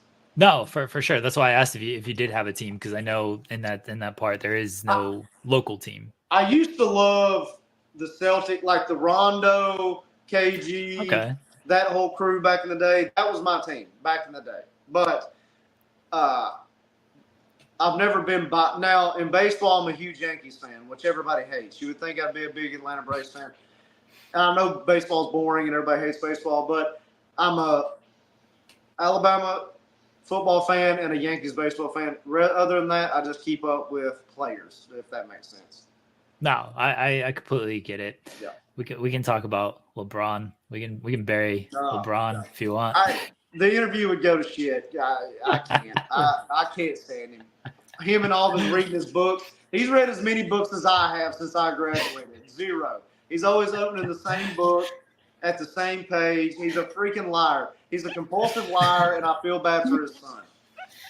His son. All I know about his son really is that, like, he got drafted like way early, and then every headline I see is just like 0 for 15, like scores 2 points for the game. Like, his microscope on him. Like, I'm sure he was going to be a good college player if he had stayed around. You know, he had the heart issue, whatever. Like, I'm sure he would have been fine. But like, now it's LeBron knows he's out in minimal 2 years. Like, but so he's like, hey, probably next year's his last year. That's why all this is rushed, in my opinion. So he wants the King Griffey picture, you know, like the Griffeys did, and he wants to say, oh, I did this because and Jordan didn't do that, whatever. I'm sure the kid's a good kid. His dad's a piece of shit. I hate him. But go anyway. It is a lot of pressure on the kid. I'm sure it's awful. And then signing like a $7 million contract as the 55th pick in the draft, like, that's minimum. The 55th pick gets minimum in the NBA throughout history. Yeah. And they gave him a guaranteed contract of $7 million. The draft isn't like NFL. Like, the first 2 rounds in NFL, like, you're probably getting paid. You know what I mean? But it's totally different. Look, and I hope he does well, but it's just it's not an equation that's going to end up like working out. I feel like, you know, I don't know. It's going to be a weird dynamic with the Lakers this year, because then you got the kid's got to play. Is he going to play over guys who are better than him if he gets benched? Well, JJ Redick is the coach now, right? He's got to like control the family, like the James was all family planned, now. like the government planned shit. I mean, that was planned 2 years ago, but like I had this argument with Mose, bringing Mose up. I said, what are they going to do? They just F their future, but it's LA. They can always get free agents. Once LeBron leaves, they'll figure it out. They'll figure out what. So, because I thought, like, you want to waste a whole pick on, but the NBA, we know the draft picks always, it isn't like the first round of the NFL. It's not like it's guaranteed going to work out. You know what I mean? So, they'll be okay, LA, in 3 years, you know, when LeBron leaves, maybe, you know, but I don't know who wants to go out there right now and live anyways. So they can't get free agents with LeBron staying. Klay Thompson's like, nope, I'm going to Dallas. Everybody's going elsewhere. To me tells you it's LeBron then. Like, I think tell me somebody don't want to go play for the Lakers, that's crazy. Like, so it's clearly you want to go to play with LeBron for 1 year when you're going to be the 3-man or like it's just they don't want to play with him. I feel like they did for that time period. Everybody wanted to play with him. Now it's not going to happen. Yeah, it's a lot of circus and media coverage there for sure. with LA, and not always about basketball. And sometimes that's not always LeBron's fault. Yeah. This offseason, he's brought a lot of it on himself with the Bronny pick, and even JJ Redick, considering he did a podcast with JJ. And then JJ is now the head coach of the team. Oh, wonder how that happened. Yeah. And JJ's, you know, I've always liked JJ, but you know, I knew old coach was going to deny who's the UConn coach? Oh, I can't think of his name off the top, but yes, I know what you're talking about. When they offered him the job, I was like, there's no way, and if he doesn't go, I said, I know LeBron will stay. If that coach comes, LeBron will leave, because like, if LeBron doesn't like somebody, they're out of there in a year anyways, and he's not going to deal with his ass telling him what to do. You know what I mean? So I think it all worked out for everybody. I don't know if I missed it, but did you mention your favorite football players? I know you said you didn't have like a specific team. See, all my boys are Titans fans. I'm not a Titans fan. I'm not an Atlanta fan. I loved Drew Brees back in the day. Drew Brees was my guy, but like I keep up. I love Jameis Winston. Like I keep up with guys, but like I always had a spot for New Orleans. I love Derrick Henry. I always loved Drew Brees. I'm trying to think of other guys that I loved. I love Baker Mayfield. So, like, I follow Baker. I always loved Baker. Cleveland is the worst. How, as a franchise, can you make the decision that you made for the guy that they got and did Baker so wrong? Baker was hurt for a whole year, and they just kept shipping him out there with a shoulder bump. And then they're like, get out of here. You weren't worth the shit. And then we bring in a $200 million rapist. I don't understand that was the worst. So I love Baker. That's probably, you know, those are some guys that I would say I follow now. There's not a certain team, but those guys I really follow. I have one last question as we start to kind of wrap up here. Got a couple more before we leave, but this will be the last one for me. Will we ever see the return or hear the return of Lemonade by Gucci Mane? Also, sorry we got off on everybody just tuned off because we just started talking about sports for forever. No, I promise you that probably did not they happen like it at all. Yeah, they like it. And my terrible opinions, all my opinions come from hate. So sorry about that. But hate is in 2024. Bro, you're right. Hate is we're not gonna go down that hole, but so Lemon Pepper Priest,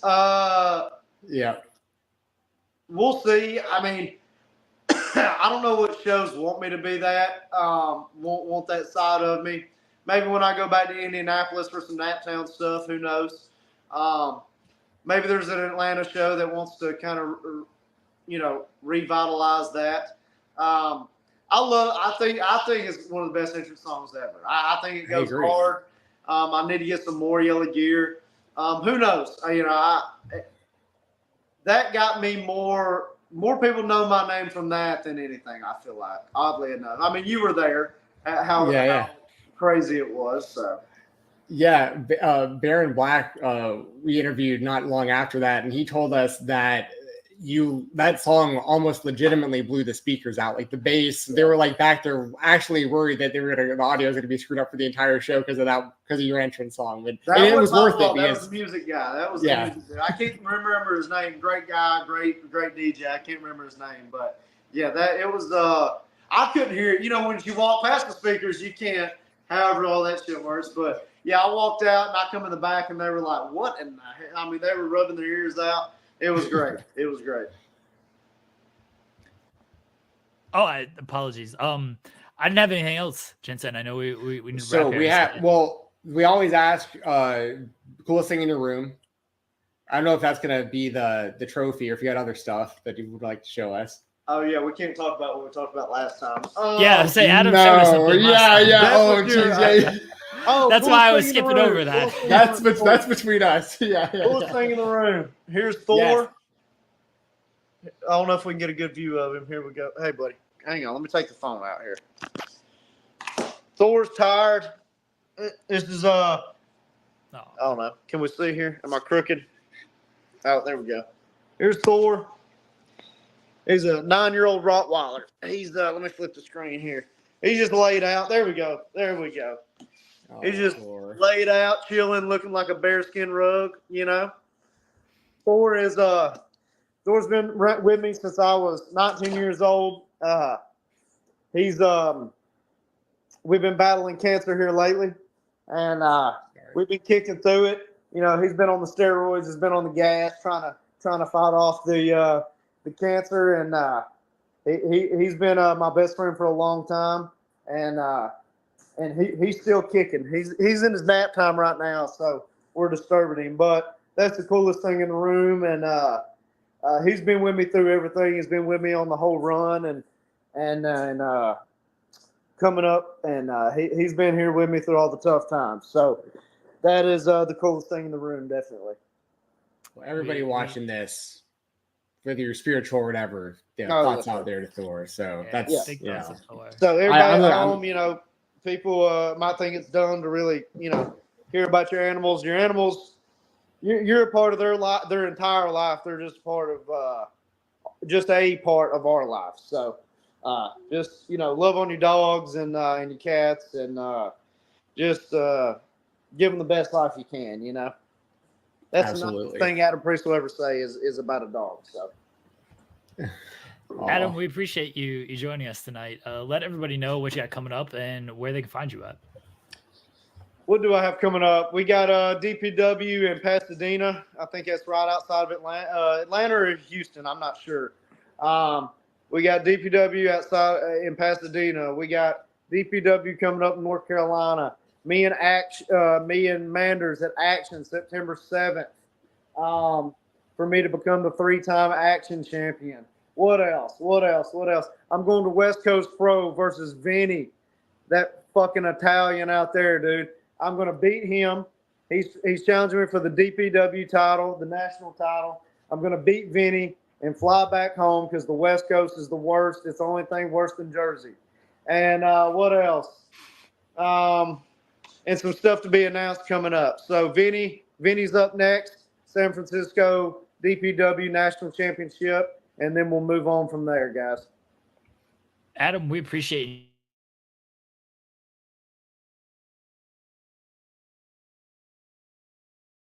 Enjoy playing it whenever you get a break. You're a busy man, but thank you again for joining us here tonight.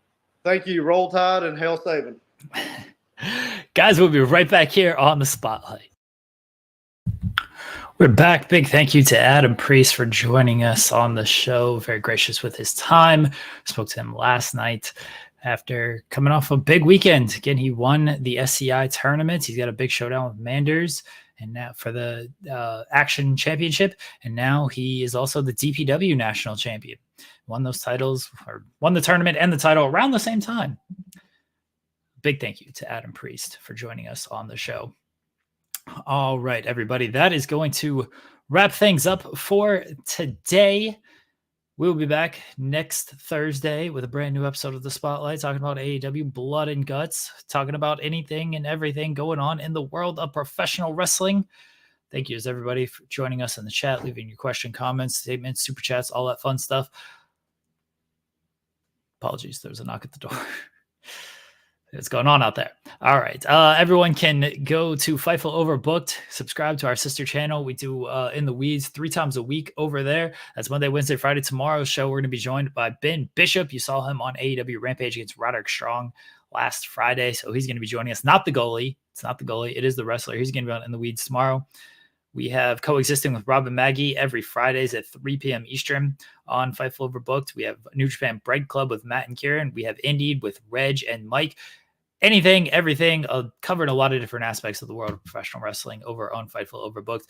Head over to Fightful.com. Check out all the news. Head over to FightfulSelect.com. Get all the news in your inbox for $5 a month before it gets aggregated and misconstrued on the socials. Thanks again for everybody joining us. Leave a thumbs up on the video. Subscribe to the channel. We'll be back next week. Talk to y'all then. Enjoy your weekend, everybody. Whatever you're doing, TNA Slammiversary is this weekend. AEW Collision, a lot of independent shows. GCW kicks off a big weekend tonight. So everybody enjoy your weekend. We'll talk to you then. Bye, everybody.